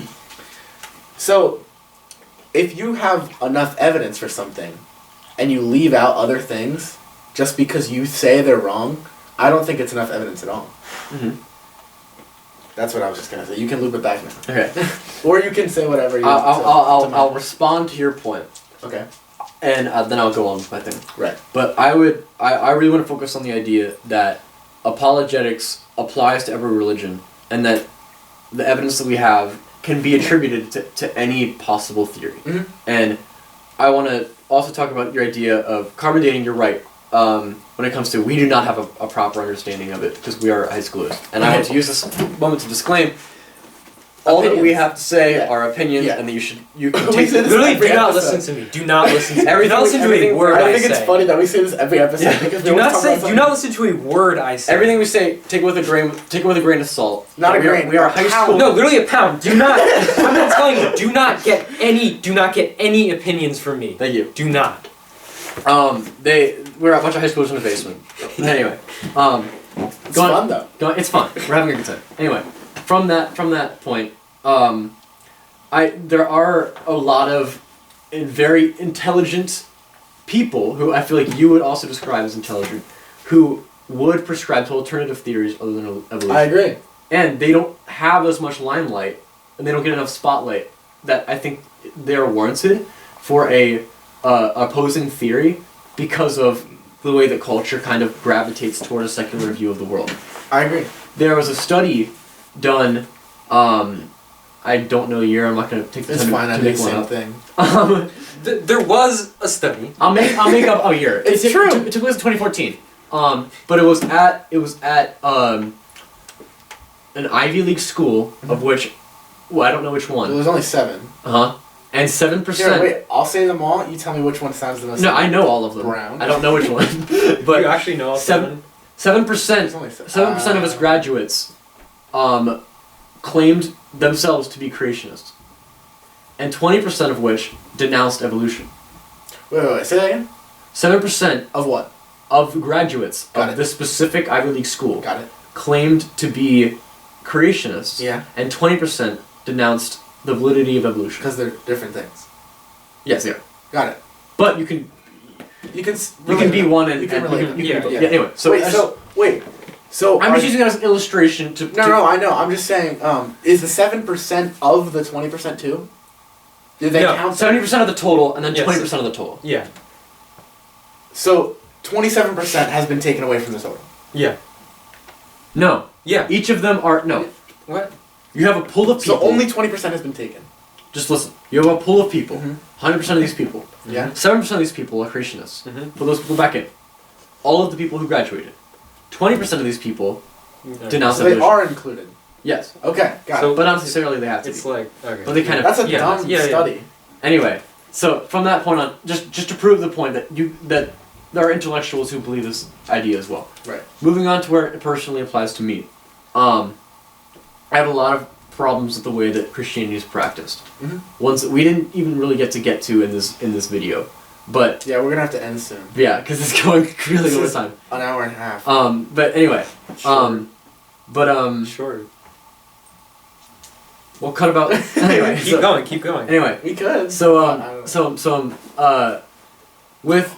with I have a bunch of personal ideas that I don't know. I know that there are ideas that other people kind of have, but they are ideas that I don't think are very common within Christianity, and a lot of them are very. Give an example. I don't believe that a church is necessary. I believe. Sorry, here, hold on. I believe that a church is the people who follow Christ and believe in His ministry and who believe in the message that He told and believe in His message, and they believe in the faith of Well, you don't need it. in natural Christianity. However, I don't believe that they have to be connected in buildings every 7 days. So like, I don't go to church anymore. right.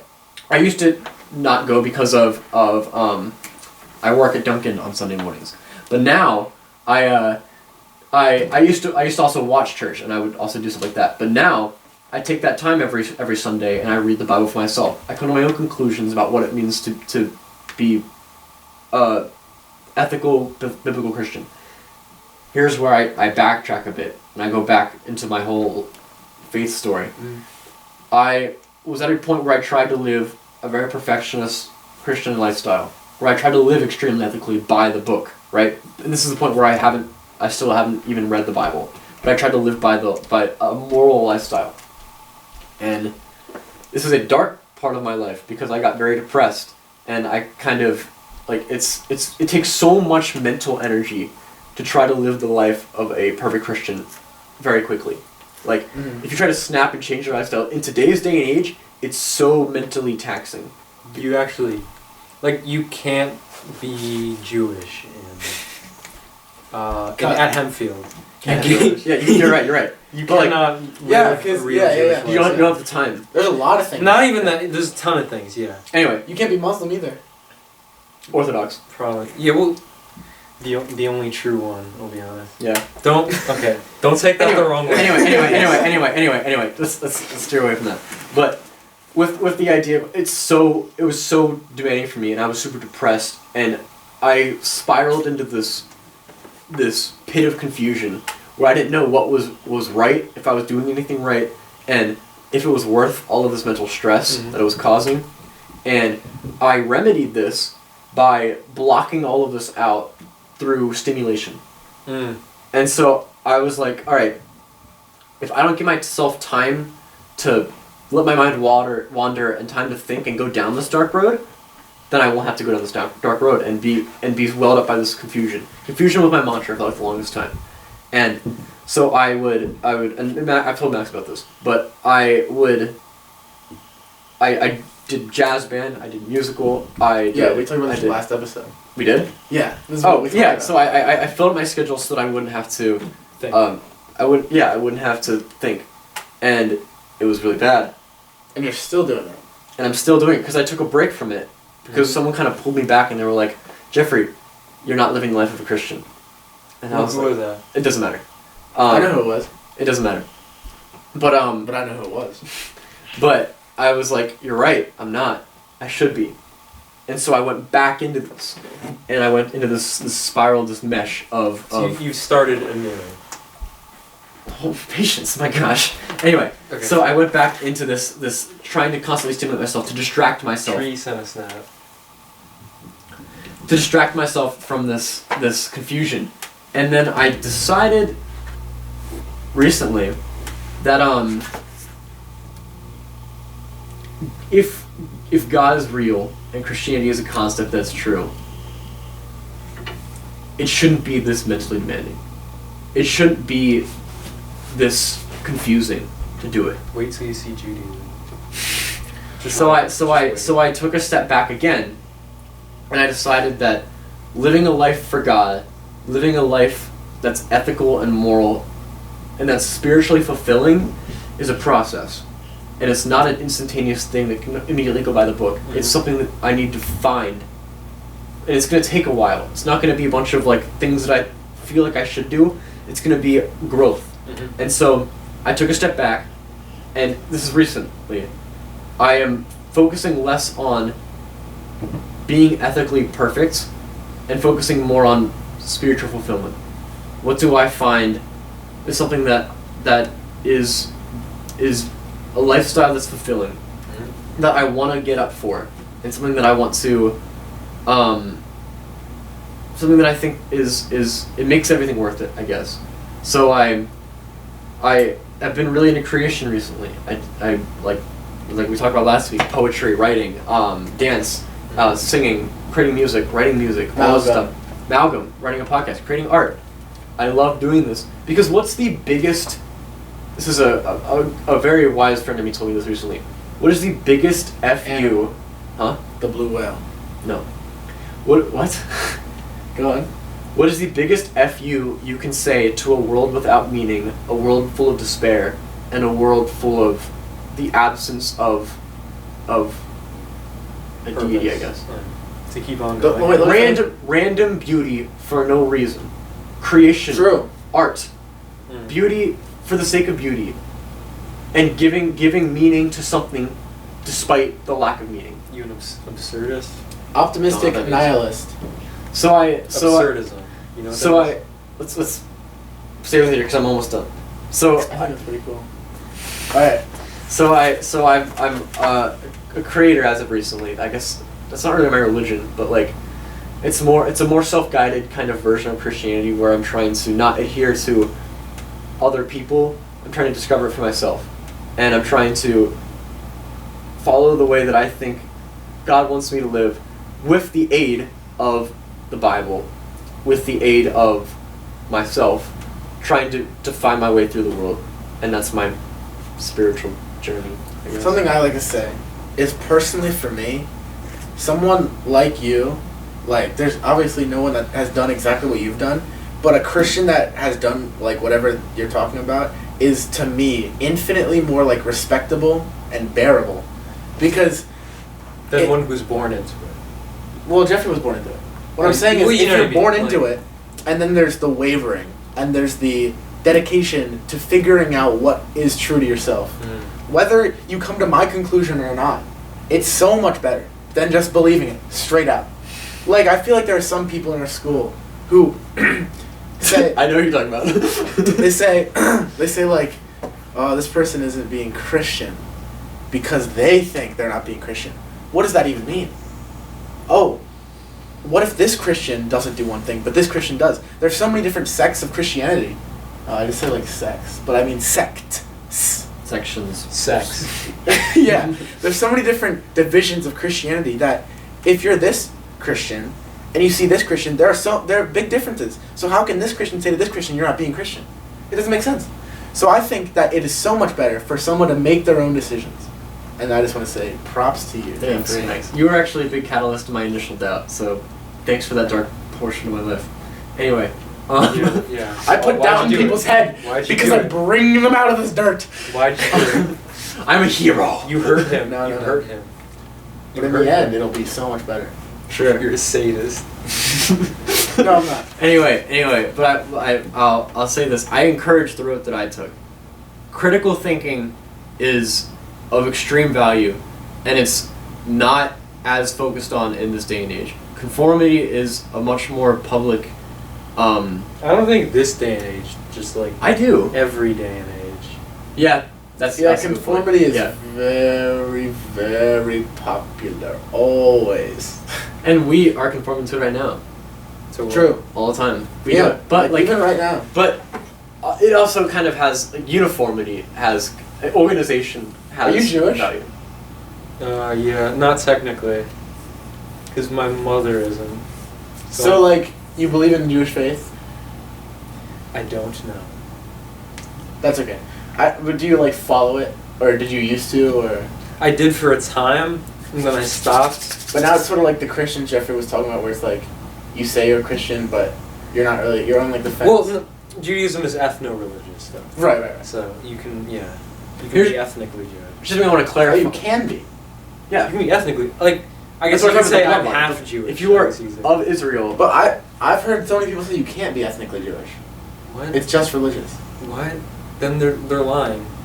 I'm so confused about you. It's ethnically, you cannot, it's ethno-religious. If your mom is Jewish, are you If you're- automatically yes. Jewish? Whether you believe it or not? Yes. but the thing is, when you talk about Interesting. politically, if you're talking about Jewish like oppropriate like You have to oppression, believe it. Yeah, that you, Jewish oppression is talking about the religion. People that believe Not it. about yeah, the you law. have to sort of, Interesting. Like someone like the person who you know and I know of who's like I'm Jewish, therefore I apply to all these like whatever. Mhm. That's not true. That's Yeah, that person is definitely not. Yeah. Yeah. Because they don't follow Judaism. Yeah. We can't say. So as a bloodline, you can't necessarily you can, but you don't necessarily have to experience oppression. Yeah. This person that we're talking about, say they are Jewish because their grandmother is Jewish, but neither of their parents are. So What do you they're- think about that? They're like a quarter Jewish. They don't practice it though. They're like one quarter. But they're like but they identify as Jewish. And they assume all of the barons the and baron. and the yeah, exactly. I don't know, you know. That's what I said. Well, And there's people who are just like that. Yeah. Wait, Who want somebody to wait. cry. Grandmother on whose side? I don't know. I think they just said the grandmother. Wait, that's important. Because if it's You're right. If it's their if mom's the side, grand if they're our a quarter. But if it's their dad's side, it doesn't matter. no, because if their grandmother on their mom's side is Jewish, It doesn't matter Wait. either way. No, because it's the boy, right?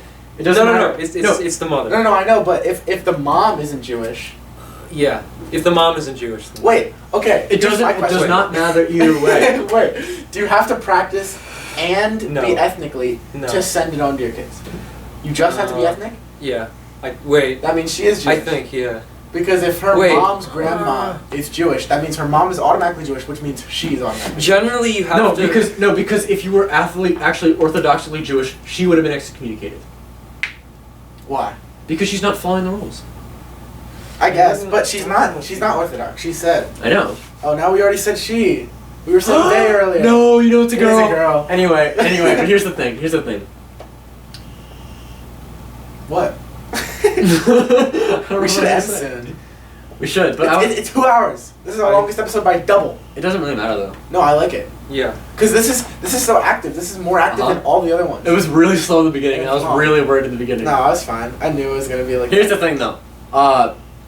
I go by a label of Christian, I have to work tomorrow. but same. Same. But a lot of the assumptions of a Christian I don't prescribe to. So if you ask me, are you a Christian? To get the point across as I believe in a deity, yes. Do I believe in the Bible and like all this? Do I find fulfillment in this? Yes. But like I said, it's about a process. It's about non-conforming to human ideas of Christianity. So I don't like being lumped in the Christian idea because people think churches. People think people who are irrational and stupid, and I don't want people to think that. That's the main reason I'm not a Christian. I'll be completely honest, has nothing to do with rational thought. It's just because I think it's completely uncool. And I think everybody who is a Christian are some of the most uncool people I've ever Has a met. bad reputation. Yeah. The title has better. I I know people who are I'm Christians. drawn to Judaism simply because it's cool. I'm serious. Okay. And I have to watch like I'm drawn to Buddhism because it's cool. I have to watch films of like foreign Christians just to get any idea of like, oh, this is the beauty of it. Because American Christians, like, I hate it. I'm sorry. Like, yeah. We should talk about how labels suck. Labels don't do justice. Yeah, no, because like they're kind of the necessary. reason I don't like titles, one of the reasons is like no matter who's asking, they're going to make a presumption about you, no matter what the answer is. Mm-hmm. So like if a Christian asks someone, "Are you a Christian?" and you say yes, they're gonna think, "Oh, this person's trustworthy." If they say no, they're gonna think, "Oh, this person sucks." They might think this person believes what I believe, Yeah. which in my case is not the case. Exactly. But then if there's like an atheist saying, "Are you a Christian?" and someone goes like, "Yes," the atheist might be like, "Oh, they're stupid." And if they think no, they're like, they're an atheist. Because they automatically relate what you think. Yeah. That's Which is- why I know it Christians sucks. who go by, like good Christians, who go by the term believer rather than Christian because Right. they don't Yeah, like I've those, seen that, yeah. they don't like those pre-assumptions. And I thought about doing that, but I was like, Kind of sounds cringe. it does sound like yeah. cringe, so I don't do that. I kind of just, I'm very hesitant around that topic. I think I might answer all the questions with maybe now. Are you an Maybe. atheist? Maybe. I could be. I might not be though. That's what I'm talking about, Yeah. dude. That is cool. That's why it took you so long to answer the question about Exactly. how do you label yourself. It takes such a long time. And do you want me to do this every single time? No, you don't. I'm telling you, you don't. So now, last thing I'm going to say, episode 6, Malcolm, skip to this time. That's how you'll find out. I'm gonna cut it. In editing. The Jeffrey label copy pasta. We have like a And we have to say this is the part where here's Max, here's like the labels. a QR code to a Google Doc where I've written that. I get it tattooed. and you still haven't labeled yourself. I still don't know myself. And I'm But not I going think to. we shouldn't. Politically Yeah. either. Yeah, what about politically? Politically, okay. You're very centrist. No, I'm Yeah. not a centrist. No, I'm not saying a centrist, you are centrist. I'm going to go with this.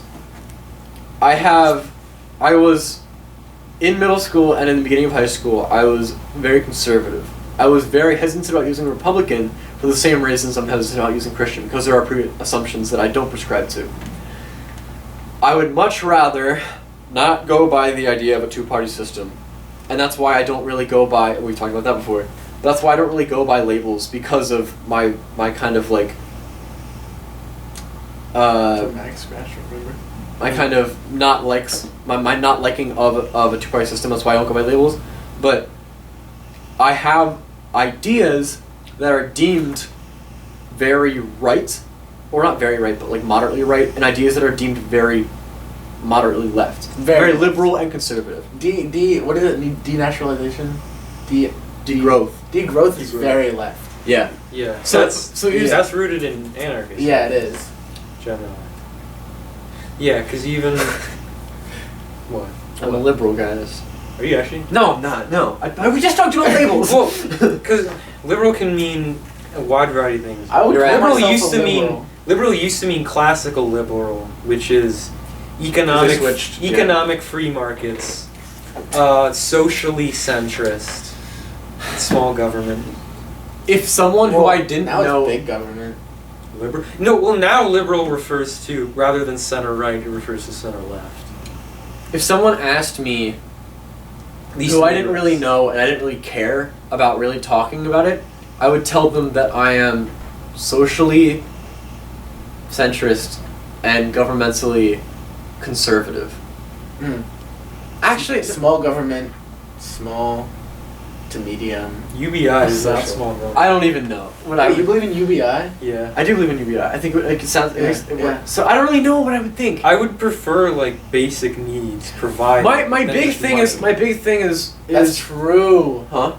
I believe in that now. What? That's Like, what if they just give you like Basic a needs. very small amount of what you need? Like, they That's- give you the food for every week. They give you like a small house. So if you want to live Yeah, there you get and your do basic nothing, needs you met. have it. But if you want to go further than that, you need to make money. Because if you just get money, you can use it on anything. That's true. Yeah, that's- Except that'd be way harder. Like Well, that's- extremely harder. Well, It's just money. Food just, like, rations. here, have money. Food yeah, rations. that's why I don't think UBI just throwing money at people. That's But just I mean, not as it's sufficient as easier. providing basic needs for people. That's what. If you're gonna have a government that's gonna do that, throwing welfare is. Needless to say, There are too many poor So people. how are you governmentally, fiscally conservative? no, if you that's believe- that's what I said was the quick answer. Is what I wouldn't care. So that's what I would say as like to move the conversation on. But like in reality, I feel like I'm so versatile when it comes to these kind of questions that it has to go case by case, because it could be one idea that's completely over here and another idea that's completely over here. Yeah, and also a lot of the okay, let's start with terms- markets. Regulated, unregulated. Well, it depends what kind of market. What do you mean? You can think the gun market should be unregulated, but the medicine That's market true. should be regulated. That's why labels don't make sense. Yeah. Because, like, I want a big government, but I don't want an authoritarian government, which is a big government. I want a big government that controls, like, market aspects, housing aspects, climate change. That's authoritarian. Yeah, but it's not the military. Very small military. That's what I want. So you just don't want militarism? I want a military. No, What? yeah, you don't want militarism as like. Yeah. But you obviously want authoritarianism. Kinda. If you want so much intervention in the market. Yeah. But That's authoritarian. Yeah, but I'm not authoritarian with laws. It's just market authoritarianism. Yeah, that same thing. Authority is the imposition of one's will upon another. If the government's gonna have to do that, Well, on then a anyone huge that wants a scale, government that's is- really authoritarian. Yeah, that's true. But I'm not authoritarian left. I'm Jeffrey. You're left, and you're Yeah, authoritarian. that's true. Well, okay, it depends. I wish we had water right now. My Yeah. bad. Um, Well, if I had 3 mugs, you would have been able to tell. 3 months. Mugs. Oh yeah. What? True. Oh, that's a good point. Yeah. So like, It goes for me. It goes case by case. I'm not gonna. Well, for everyone, good, it goes case by good. case. It should. Yeah. a lot of it people. should. A lot of people don't see the value in going case by case. A lot of people would identify. a Well, lot of if you people do ask them identify. specifically, they will go case by case. There was a point in time Yeah. where I was part of our high school. Actually, I'll say part. I was Member. in the group. No, I was in the group chat for Hempfield High School's Young Republicans Club. I was in the Young Republicans Club for a while. I attended meetings for Yeah. a significant period of time. I was in the club for last year? No, or the year before. I don't know, but I was in it for 2 weeks and then I left. 2 weeks. And I planned. Max used to go to the Hempfield Young Democrats, and I was gonna go to both, but I decided I didn't want to wake up early in the morning to go to both, so I didn't. But I was at the point where like I've always kind of been dabbling in both and not interested in 100% selling myself on either. And part of that comes from being impartial. Like, I want to be able to be a person that people think has a valid opinion because they see both sides. And I want to be the kind of person who acknowledges both sides for myself, not just for other people to take me my word for credit, but a kind of person that who knows the best of both sides and he can decide what opinions he has based off of what each side has to offer. So that's kind of where it all comes from. The truth. I want the truth. I mean, I think we can all agree politics in America sucks. Like, it's an absolute circus. We can all agree. Yes. That's what I'm saying. Yes. It's an absolute... Do you agree? Let us know in the comments. I will vote Libertarian just because they're the most successful third party. Even though they go against I won't. just about everything. I'll vote Democrat. I would sooner vote I would Libertarian. sooner not vote than vote Libertarian. That's Really? true. I would sooner vote Democrat than anything because they align most of the time. I am the But I reason hate Pennsylvania's Joe a Biden. swing state.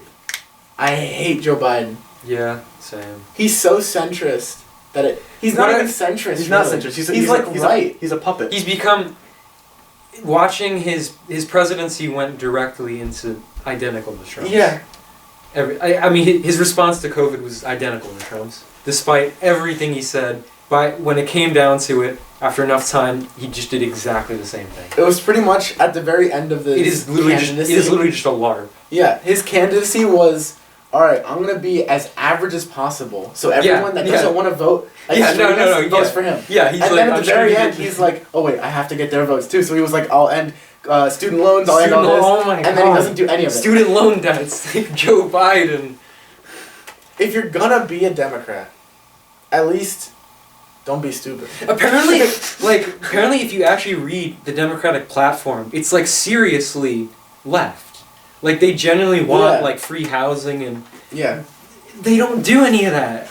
Yeah, I think it's because the politics right now is in limbo. There's a lot of millennials that are like, I don't want all of that, I just want some of it. But there's no one that's like that. It's either all of it or none. Bernie or Joe. Joseph. Bernie's not that radical. Yeah. For America, he is. Freaking Bernie. Also, what's up with Trump? A lot of the stuff, like a lot of the stuff he put in place was like not even Republican. It didn't make sense. The way he was trending, it didn't make sense. Like he put the randomest things in place. Like what? Like what? Like he would do things that was Republican, but then he would do things that wasn't Republican. But no matter what, the Republicans would be like, yeah, we like that. He was like a god to a lot of extremist conservatives. It doesn't make sense though. It doesn't, because he's a merely. I guess no, it does make sense because he was an outlier. He didn't care for the rules. And people that thought the rules were stupid started to agree with him. But we needed the rules. Like, if you look back at the 2008 Democratic debate and Republican Democrat debate, it was so awesome. Just the refreshing feel of a communicative, just easy debate. They just, oh, here's this question, I'll answer it, you have a rebuttal, and then they go back and forth. It's not like, just talk. No. Yeah. There was actual system. No, yeah. If we're talking about the debate in question, it was a nightmare, and everyone can kind of like. Yeah, I think of them were. I think Hillary Trump debate, Trump Biden debate were horrible. I think American politics will be changed forever. Oh, it definitely was. Certainly, Republican parties will never be the same. Dude, whenever Trump was like in presidency, Mitt Romney looked like a Democrat. And he used to be the most Republican guy there was. Honestly, I almost commend him for what he's done. Do you take all of his ideas and his impact that he had on the political climate? Trump's. Yeah. Do you think that he was an effective leader? No. Okay. Because I think he was an effective persuader. He was good at convincing people to be on his side. Do you think he got... orator. Incredible orator. I watch his stuff and I'm like, no, he knows exactly he portrayed it's confidence. Just business. Yeah. It's because he's a businessman. No, he bankrupted 18 companies and he's still a billionaire. Do you know why? Because he's good at talking. That is it. He's extremely confident. He's the kind of guy who walks. He's not good at talking. I should take that back. He's confident. That's what it is. Yeah. But he's the kind of guy who walks into a room and he's in charge, and you kind of just feel it. Mm-hmm. It's crazy. And also he stands really funny. Have you seen how he shakes people? He goes like this. Because it commands power. Wow. There was another guy that was stronger than him. He did it to him, and Trump was like, "Ooh, he's big and fat and ugly." Seriously, he's like overweight by like 100 pounds. What, Trump? Yeah. He's the second biggest president. Only William Howard Taft, who was 363 pounds. But that's the thing is he's kind of like a clown, but he like does it so well. He does it so well. He does it so well. Like, you have to be like, how? How can he accomplish this? Yeah. How did a reality TV star become the president? Either he's a genius or a madman. Either way. Also the climate. He took advantage of the climate. Yeah, he did. Do you think that he, in spite of whether he was an effective leader or not, or an effective whatever, do you think he got his wishes through? Yeah. Yeah. He proved to America, which is what he was trying to do, that he could win. That's all he wanted. He didn't even care about the presidency. He just wanted to show that he could his win. presidency was bizarre. Yeah. And it wasn't... And that's where everyone gets like... It wasn't anything even like what he said. He's the most egotistical... He's like Biden. He was the most egotistical president. That's why they... He's exactly like Biden. Because Biden portrayed himself as really left to get those votes. Trump portrayed himself as really right. And then he didn't do anything. No, yeah. And is this a misrepresentation of what he can actually do as president? Or is this just a misrepresentation of how politicians will like... You can do a lot as president. Like, executive orders are overpowered. Seriously. It takes a lot to overturn them. I mean, actually, Joe Biden started out doing a bit. I mean... Well, Trump but it wasn't even that much. On an executive order. Biden put in a $1.7 trillion... it was supposed to be $2 trillion plan. They took everything out, and now it's just infrastructure. Mm-hmm. Nothing that people actually wanted is $15 minimum wage, $13 minimum wage. Yeah, $10. Leave it the way it is. $7. $7.25. $7.25. You gotta have that 25 cents. What's your opinion on minimum wage? Well, I think that I don't even know. What I get paid higher than I would have had not the current events taken place because of COVID. Well, COVID, yeah, but not actually the discussion about raising the minimum wage caused people to put pressure on employers and say like, hey, so we want this, and it's so good, and you're gonna give this to us or else. Have you heard the news about the one subreddit r/anti-work? I have. There's so much stuff about it because it's so bad. It's really bad, but it's still kind of cool because now there's become this sort of society. I don't like saying that word. I hate you now. I need to leave. There's this that like hates work. That not hates work, but it's a difference between like people take charge of their own employment. It used to be that if a boss said something, you did it, and you did not want to be fired. Now, since there's so many jobs opening through COVID, and people are like, oh, I have so many options. Now they can be like, give me this or I'll leave. And people need workers, so they can't do it anymore. Yeah, that's the... People are changing. People it's are willing, good and bad. People are willing to quit their jobs for their own. Well, that's what Marxism says is that the contract between a worker and a boss is not mutual. Right. The worker has the boss has significantly more power. And I mean, it's kind of always been like that, but no one has seen it till COVID happened. Yeah, it's stupid to say that. Yeah, and that it's foolish to really say that you can agree with your boss mutually on how much you're going to work. Because it's no, I am working for you. I give you the work. If I was gone, you and also that labor is not voluntary. Yeah. You do not voluntarily work. You have to work or you're going to starve. I mean, no, not true. Well, today with welfare, if you were in the class that we're in. Yeah. Actually, no, not even our class. I think if none of us decided to work, our parents would sustain us. Well, today with welfare, I mean, it's different, but that fundamentally the labor is needed to work. get Yeah, the product. working is under any society will not be voluntary. It Right. cannot. What was I gonna say about? Oh, I actually followed anti-work for a while leading up to the. Anti-work is It actually. got so stupid once it got popular. Anti-work is serious theory grounded in anarchism. Yeah. I mean, it's been a thing for a long time. It grew, and it's just people being stupid, and it culminated in a Fox News interview that made me fundamentally lose all hope in Everything. in a significant number of things I believed in a matter of minutes. Did you see the clip? No? Okay, the person goes on. Have you? No. Oh my god. The person goes on. They're like, Roll the clip. honestly, yeah, I don't know if I can. like, they go on. And I guess they're talking about like anti-work, and the person's like, oh yeah, we don't want people to feel trapped in their job, and we want people to be free. And eventually he goes, do you work? And he's like, yeah. And he's like, how much? He's like, oh, like 20 hours a week. And he's like, what do you do? And he says, I'm a dog walker. Okay, and then he says, how old are you? And he says, I'm 30. And it occurred to me, like, But that's the bad. no, version. yeah, That's the bad. and then he said, like, what do you want to do? And he's like, oh, I want to like teach philosophy. And the news guy starts laughing at him Mm-hmm. and calls up, and he like, That's a bad representation. this is a moderator on the sub. Like I okay. cringed so It hard, was I bad. almost It cried. was really bad. Dang. Because they didn't even choose him. He went forward with it, and he was the worst person to do it. Dang. He was not prepared. Yeah.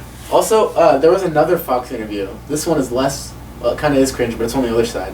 Because I think it was the same interview. It's the weird guy with like the weird tan skin. Like I think it's Ooh. fake, artificial tan. And actually I don't remember who it was. But anyway, it was some Fox interviewer interviewing the Socialist Party of America. He was the candidate That for. exists. Mhm. Jesus. It was for last election with Biden and Trump. He was the candidate, and They asked had him a presidential candidate. Yeah, and they got votes. Lord. They got votes. Oh my god. Not enough. Not nearly enough. Like, it was nothing. No, the highest third party ever for Was in a long time. Libertarian, 1%. Dude, Pennsylvania, I'm pretty sure had the most libertarian votes out of any state, 1%. or by calculation. But anyway, he asked the socialist guy questions, and he was trying to answer, and the Fox guy would just not let him answer. Like, he would keep going on. He was like, I'm trying to move this forward. And he's like, well, you have to let me answer the question first. And it was just so stupid, because you could tell that if a Fox, or this specific guy at least, if he's interviewing someone that is more educated than him, Mhm. he's trapped. He has to get out. That's what the one thing that made me stop watching Steven Crowder was when he I hate him so much. yeah, but the thing that I'm still not smart enough to be able to actually debunk what he said. What I mostly judge him on is he had a moment where I guess he was challenged to a debate, right? He's supposed to debate anyone, and he refused. He straight up ghosted them. And eventually, the guy's name was Sam Sater. He runs the Majority Report. Okay, this guy infiltrated Crowder's thing and came in on set, and Crowder was completely embarrassed and wanted him to go away. And it was clear that he needs Crowder, the preparation. yeah, or not even that, He but was outmatched. yeah, it was clear that Crowder really must be a hack. That's why he has those stands where it's like, change my mind. Because he sets it up, he's in control. He has the camera. he can yeah, cut that anything he he can't. wants. Yeah, he Well, can't no, the whole point is really. he doesn't cut it. Yeah, he doesn't really cut it. He doesn't. He definitely doesn't. How do you know? I mean, you The can whole watch thing it. is a rolling clip. No, It there's is. multiple cameras though. That's true. If you go from one Yeah. camera to another, it can be anywhere. There are some that he completely cuts out that you can find that are not great. Also, there are some where he just doesn't answer any questions. Like, there was this one where he was with this kid, and obviously the kid was young. So he Was it the socialism? Yeah, debate? it was. That's the one he cut out. Yeah. It's a really bizarre debate. The kid And I seemed don't very think- educated on this on the topic, and Ah, Stevens. I- No, he did. honestly- He knew what he was talking about, and Steven just didn't understand.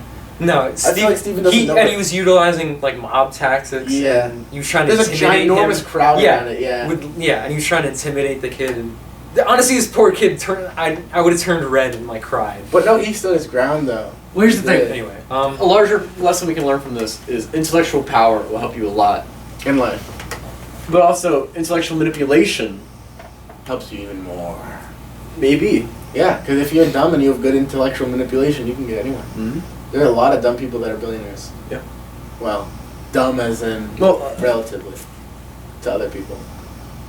You know Well, what I I guess mean? you'd have to know define dumb, because if you're economically successful, I don't like Elon Musk. Let's not go there. I think It's that's true also, though. I don't. That's also a repeat thing. yeah, there's nothing that he does that is good. Elon Musk. Yeah. It's not true. You can't say that. Well, Yeah, I don't the know. only thing he's done, he brought the price for like space stuff fell dramatically because of SpaceX. Yeah. But in terms of his projects, they're embarrassing. I think everything he tries to do that seems like it'll be good is just for public image. Yes. Like Yeah. he had these big tunnels in Yeah, California, the tunnels, and they complete didn't work. disaster. They didn't work. You Yeah. can't get out of your car. He was supposed to. He could have made trains, Yeah. buses. Yeah, You- dude. Okay, this is something I've recently come across. This is in so many other like European countries and Japan and China. A lot of their entire economic system is founded on cooperative public transit systems, and they're so much more efficient.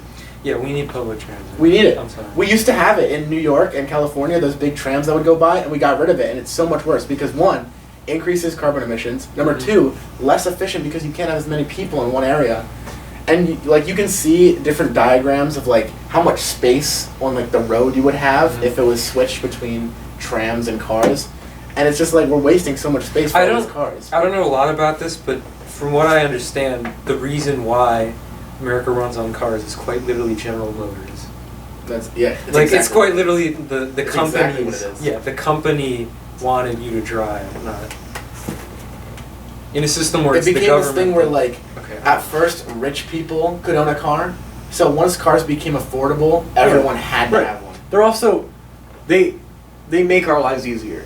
True. They're an innovation that helps Yeah. us. Like I like being able to leave my own house and come over to Max's. Obviously, we whenever I don't want. live in a city, so it's different. Yeah, no, living in a city there is public transit. Now, however, it's expensive. And it's but- not as It's no. it's not very good. Yeah, but like And they still have roads.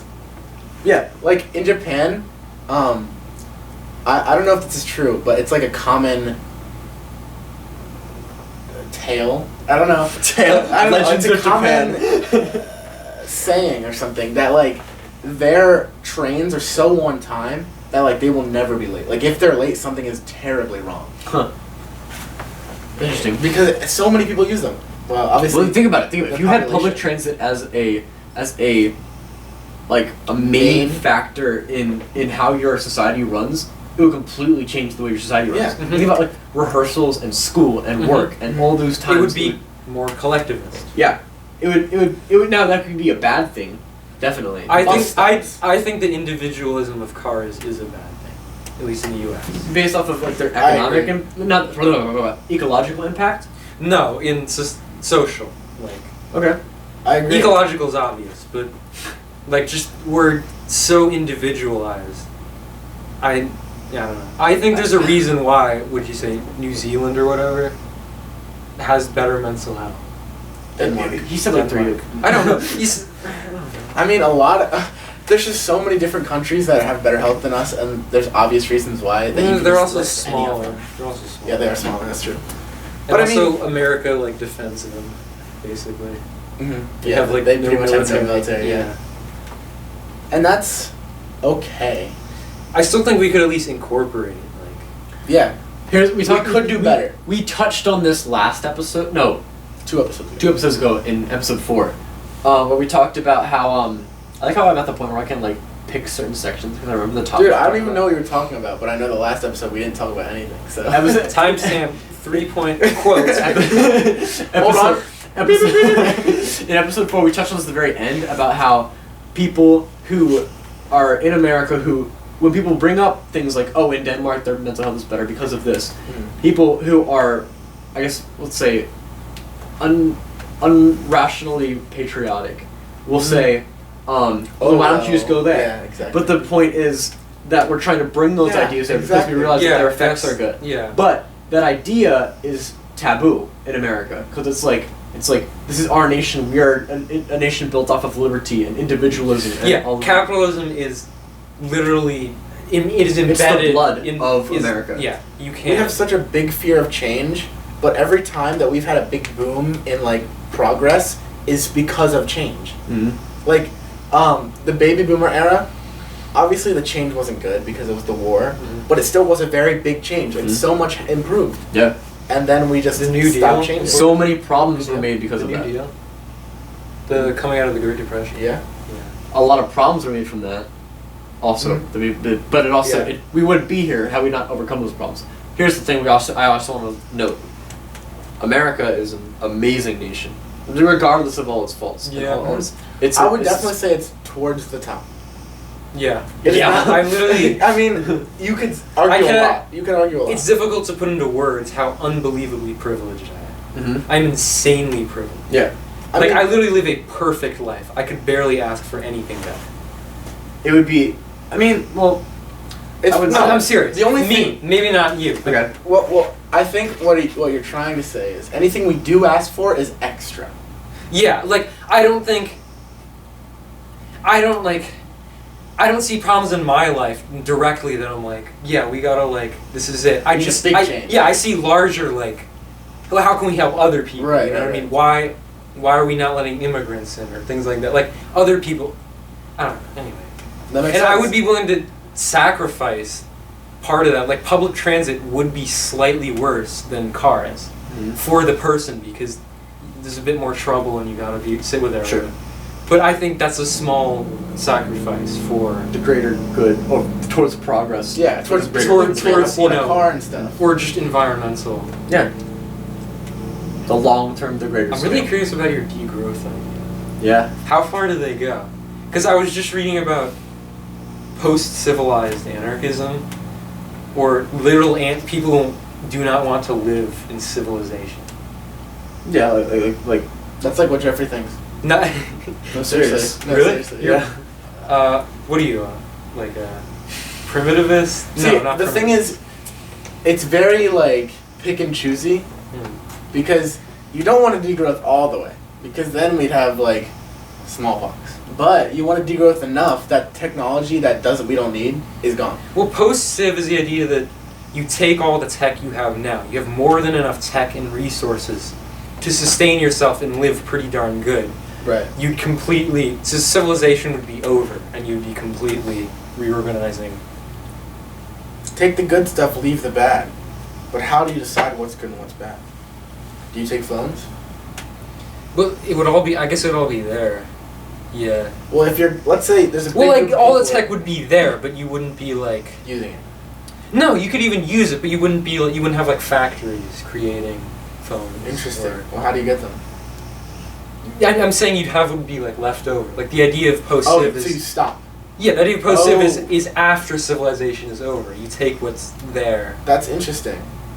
and go off of that. So you don't not have technology, you just stop making it. So anything that you Pretty have. much. Or you might even make technology, you wouldn't be like industrializing. Interesting. that's that's kind of where we talk about Well, I it in many thought episodes. you wanted it to be like you actually go into the world, Okay, so into the. Are you... Like in the nature? okay. Let me just so we don't have to speculate.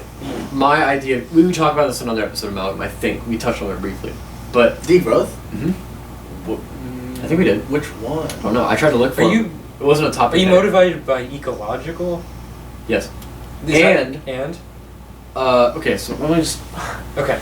I believe as a world, we have, whereas as a nation, as a species, we progress to a point where it's detrimental to ourselves. Where we take into consideration the law of diminishing returns and we apply that to quality of life, it is inhibited by the amount of complexity we have in the modern world. So because of all this stimulation we have, all the problems we create for ourselves, because of how complex our society is nowadays, it's detrimental to actual quality of life. So a remedy to that is going back in time, or back in progression, to a point where we're not as sophisticated as a culture, or at least where we have different values. Like, Yeah. my ideal world that I would live in is a world without nations without ownership of land, but you have smaller.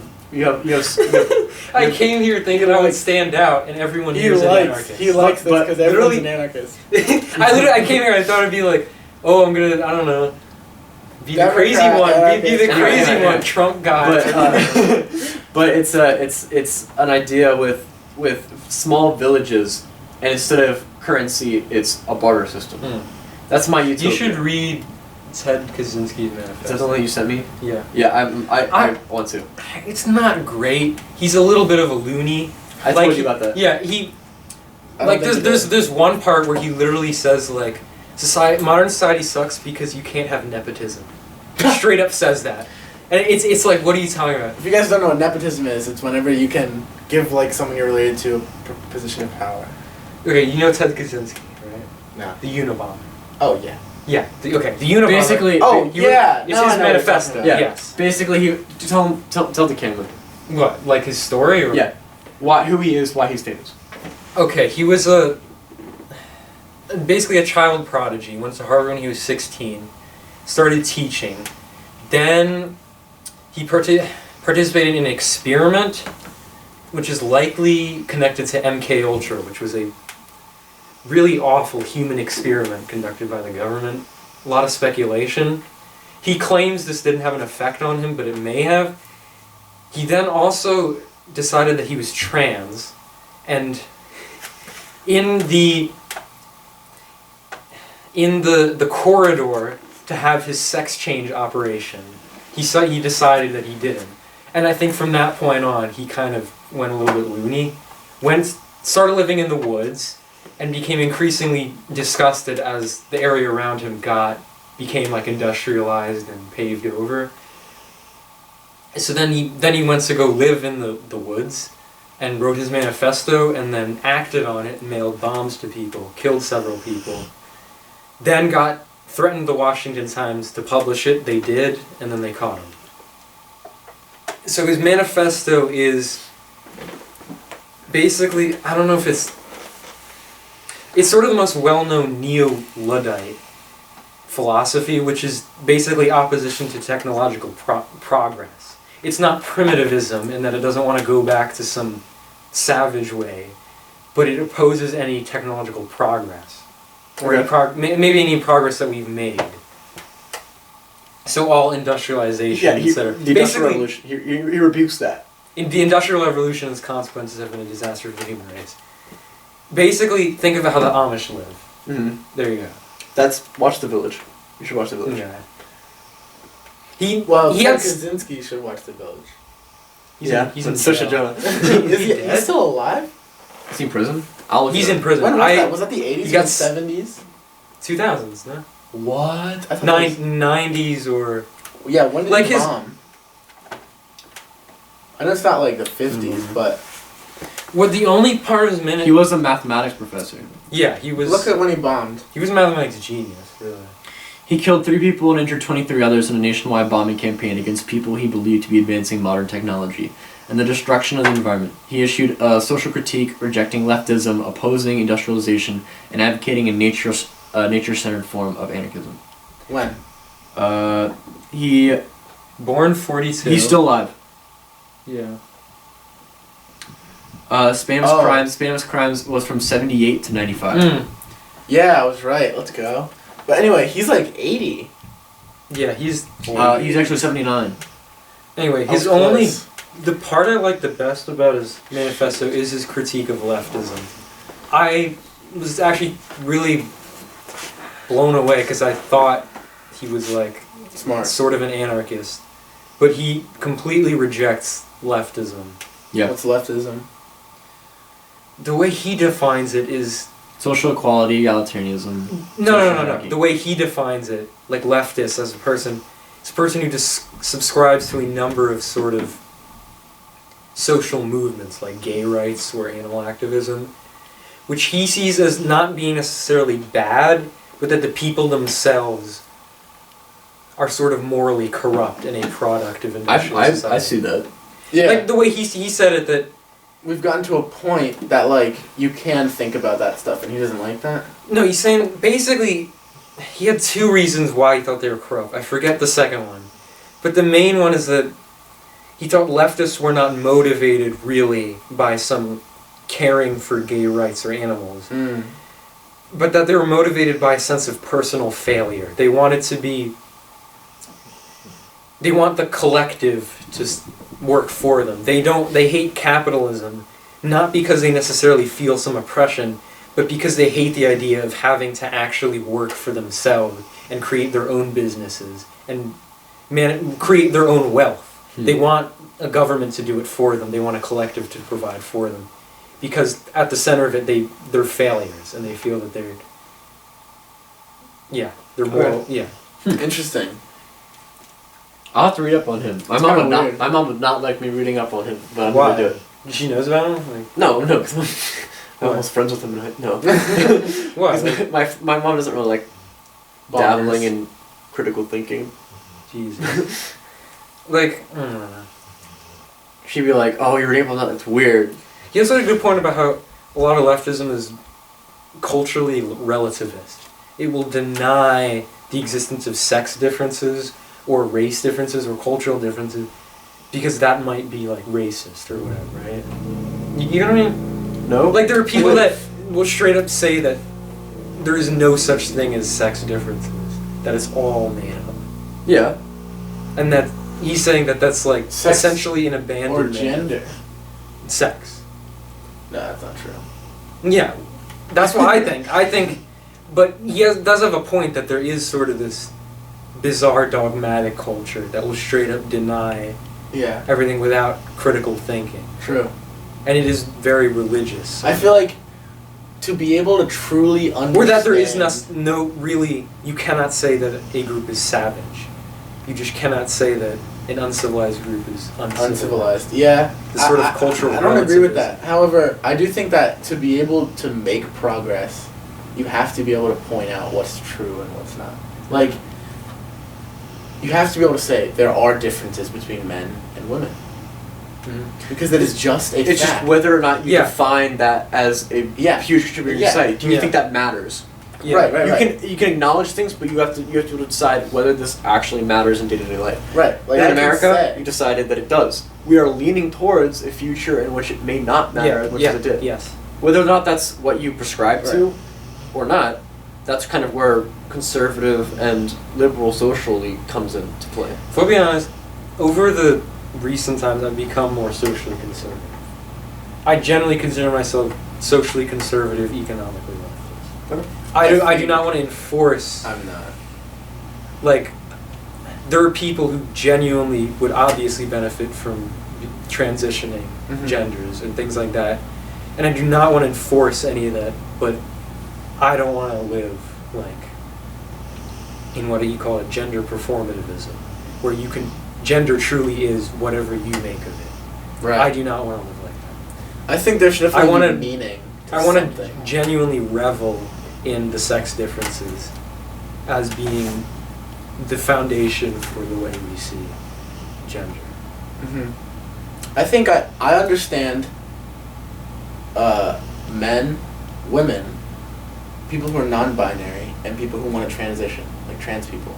But I don't understand the other stuff. We were talking last night about... I don't want to be gender. I don't want to be offensive. Yeah, we were talking about that last night. It. Last night at the dinner table, we were talking about neo pronouns. Yeah, that's what I was saying about... To want your brain to want to be another gender. Yeah. Because that has happened in animals. Like, we've seen very rare substances, but it happens because, like, you can see there are birds that are, like, half-colored male, half-colored... That's just intersex, but still.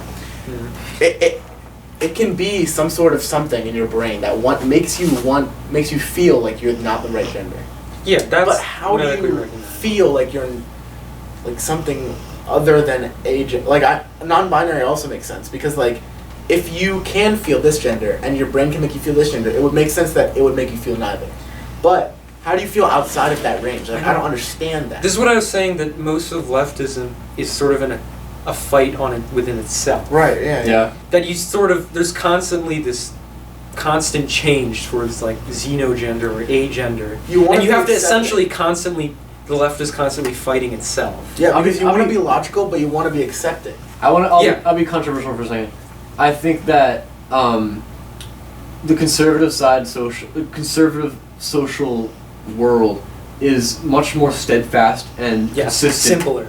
It's much consistent. simpler. Yes. However, like you're talking about with the fluidity of liberal social climate, like it's much more. It contradicts itself over and over and over. Yeah, because there's constantly these. I mean, if you go on TikTok, truly bizarre people, who, and who in a sense are abiding by the same ideas of the rest of the left. I think the left has to just constantly fight itself to distinguish itself. Maybe this is what Ted is trying to talk about, the bomber guy.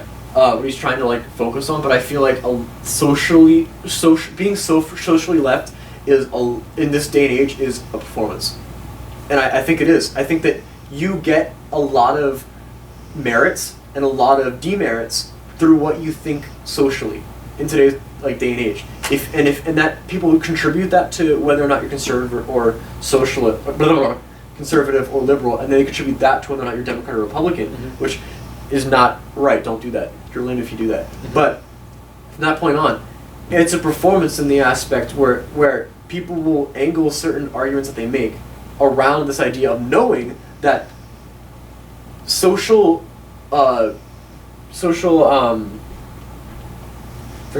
what's the word I'm looking for? I just said it. Liberalness, Liberalism. Yeah, liberalism is the dominant. It's dominant. It's the dominant social whatever in at least in Pennsylvania. Western. Like Europe and because of this, that performance is necessary, and it's a huge factor. Hello? That's me. I'm sorry, guys. Are you taping? Yeah? Yeah. Can you take the dog out when you're done? Yeah?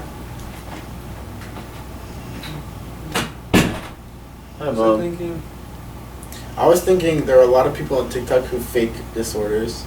Like there are a lot of people that fake DID. Well, I think dissociative. Yeah. Well, yeah. That's always been a thing. It hasn't. Do not honestly tell me that you think that people faking DID is a result of TikTok. No, not a result. I'm saying it's on there. And the thing is, there used to be a very big stigma around mental disorders, and now it's switched. Now it's almost like people want to have mental disorders. Yeah. And it doesn't make sense. It was a phase in middle school, and I think that a lot of like the concept of a mental illness is a norm. And I don't necessarily. I do think that the way that we live our life, and this is where my degrowth idea comes from. I think that a lot of mental illnesses are attributed to the complexity of life modern day, and first world regions tend to have a lot more of these mental illnesses because of the way that we live our life. But at the same time, you are almost, from a young age, you're almost encouraged to kind of come out with these and be comfortable with these and be public with these. Because it's narcissism, essentially. There's a tendency towards narcissism within. Yeah, because we're so individualized. Yeah, we're so individualized that, especially with the labels, people have to constantly label themselves. Yeah. So and so creating genders and creating mental illnesses, identities for yourself. Identities, problems for yourself. Yes. Things to talk about, things to cry about. Like giving yourself these problems, maybe it makes you feel, maybe it gives you a label for all the things that you're feeling, and maybe it just helps you link and connect with other people. And maybe it just helps you cope with the way that we live our lives modern day. But regardless of all of it, I think that a lot of it's synthesized, which is why in middle school, I never really said this when I was in middle school, but now I'm in high school, I don't really care. But I was very skeptical of people who told me that they had mental illness. Because I understood and I knew the idea that like people fabricate this because it's popular. It's popular to have depression. And that sounds like such a terrible thing to say. But it was. And I still think that it is. It carries into high school as well. I think that some people do not have depression. You know who I'm talking about. But they will claim that they have it because of... I think I know who you're talking about. You told me about this. But, oh, yeah? But they'll claim it because it gives them a way to connect to people. It gives them common ground. And it gives them... I don't know. It just... I think people that think they're going through a very bad time think they have depression. But people don't realize that, like, depression is very... physical, like scientifically in your brain, like it hurts. Yeah, if your brain does not create enough serotonin naturally, that is what causes depression, not just being sad. Yeah. I'm gonna try to tie this into Marxism. So go ahead. Marx. Okay. basically We gotta end soon though. Yeah. The fundamental concept of capitalism causing mental health issues, which is a thing you hear a lot now, right? Mm-hmm. It's fundamentally based in Marxism. Marx had the idea of alienation. He thought that, first off, work is part of what makes you human. You are what you do. Labor is part of your species' essence. And so what you do at work and what you create is going to have a huge impact on who you are, to Marx. So what he saw in capitalist society was that as a worker, you produce things that you don't own, right? What do you do at Dunkin' Donuts? Like, I make drinks, clean. yeah, you don't. Everything you create and all the profits that come out of it, you don't own. Right. None of that. That's all someone else's. Right. And you're doing all that work essentially for someone else, for a wage. And he saw that as alienating. You are not, if you're a baker who creates cakes for other people, like that's part of you. If you're creating cakes for someone else, I see. you're what he said. You're alienated from your labor. I understand that. And I think he came up with 4 different kinds of alienation from this. So you had alienation from labor, so everything you create is for someone else. Yeah. Alienation from other people, because everybody's working for a wage and there's no cooperation. There's not a common. Yeah. Yeah. As well as competing for a wage. Alienation from yourself, because you're losing part of what makes you human, because you're not creating things for yourself. And I forget the 4th. Anyway. Alienation. So does he like alienation or not like it? No, of course he doesn't. He doesn't like it. That's what I was saying, but a lot of people attribute capitalism to mental health based. It comes from Because of you this being concept robbed of those. alienation. Yeah, that form a wage labor is essentially bad for your mental health. 2 things on that. One being Marx wanted workers to own their own labor. That's Yeah. what socialism is: collective ownership of the 2 things on that. One, I prescribe to that more than I think I'm comfortable to admit. Okay? So I don't. I'll be honest. I don't. I work at a grocery And store. you're fine with that. And I'm fine with that. And I love my wage. I get paid great. Okay, I don't, and I would love to be emotionally attached to my work, which is why I really want to go into music, because it's something I'm really passionate about. So I understand a job is fine, but my end goal is to be something that I'm attached to. Yeah, no, I wouldn't want to work at a grocery store for the rest of my life. You want to do something that gives value to you. My dad does that every day. But my dad works for Johnson & Johnson, makes a product for someone else, works for the man, but he does something he enjoys, which is quality control, which is writing emails all day, working in a cubicle. He enjoys doing that. He likes being part of a group, working towards a common goal, even if it's not necessarily his. But he knows that his passion is creating a product for someone, like hand sanitizer that might save someone's life from like germs, or creating a vaccine for COVID-19. Like he loves the idea of working a collective goal to be able to do that. My mom works as a fourth grade elementary school teacher in Columbia. Yeah. And she's perfectly satisfied with doing the exact same thing, except she gets to directly apply that to students. Yeah. And she's teaching those students something which she's always wanted to do. And maybe that's her fulfilling her need to be able to baby and mother kids and teach them at a young age as they develop, which we all kind of went through as her kids. Meaning myself and my siblings. Us. As my siblings we all went through, but she kind of we grew up, I guess. So maybe that's her trying to fulfill that, but they directly apply that to something, and I want to do that too. But part of my degrowth idea is having a small village society where everyone is contributing something to the society that they enjoy and that they are passionate about, not something that anyone's forced into doing. And also your second point about... I just remember the 4th one, alienation from the product. If you're creating it for someone else, you do not care about it as much, right? Rather than creating it for yourself? Yeah, if you're a baker and you own everything and you collect the profits, you're really going to care about the product. If you're working for someone else for a wage, you get paid the same. Well, yeah, that's your point. For me. And also efficiency. You're really checking all the time. Oh, I put an extra creamer in there by bad. They won't notice. It's fine. Yeah, it's not a part of you, right? It's a part of someone else. And that someone else might value efficiency. Anyway, what were you saying? I was gonna say that I think that we as an education system don't give Marxism as enough credit. It's not taught anywhere. It is not taught anywhere. That's weird. I think that can't be true. in university, for example. It's you- definitely do you- taught in, like, Russia. Right. Well, in the U.S., like you know Richard Wolff. No. He was It a. sounds familiar. He's like a socialist advocate. He pointed out that Marxism is like there's Marxist economics. That's a thing, but it's simply not taught anywhere. There's two main economic schools, the neoclassical and then Keynesian, and then there's some Austrian, but there's no Marxist. Why though? Because we have these great thinkers whose thoughts are taboo because of political and cultural events that happen. Yeah. But at the same time, these are brilliant. Capitalism is embedded into our These culture. are You brilliant cannot intellectuals. challenge Is it. that why? What do you mean? Because curriculum is that motivated by capitalism that much? I don't know. I think mean- so. We are not being taught to think. We are being taught to conform. Yes. I think certainly is absolutely true. I think certainly the government has at least some vested interest in protecting capitalism. Oh, not some, a lot. Yeah. Like for example, So The staying in the way of if life. the government had no artists, it would be fine. like The government doesn't care about art.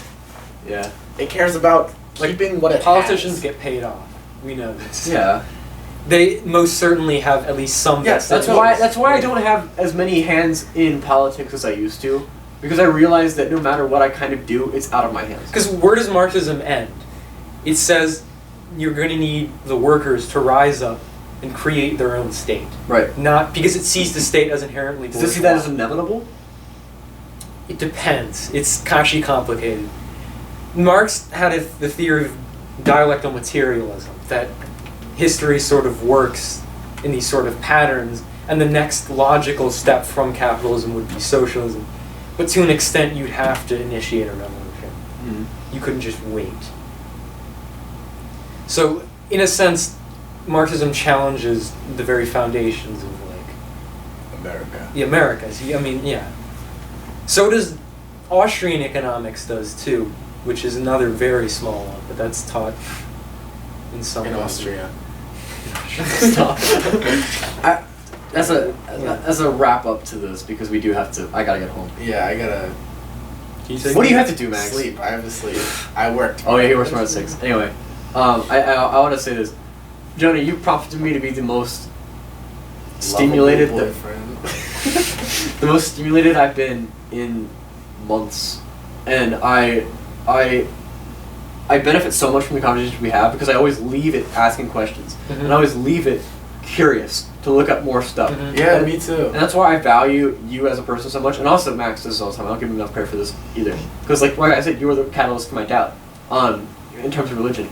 But like, regardless, you guys are both brilliant, intellectual kids. What?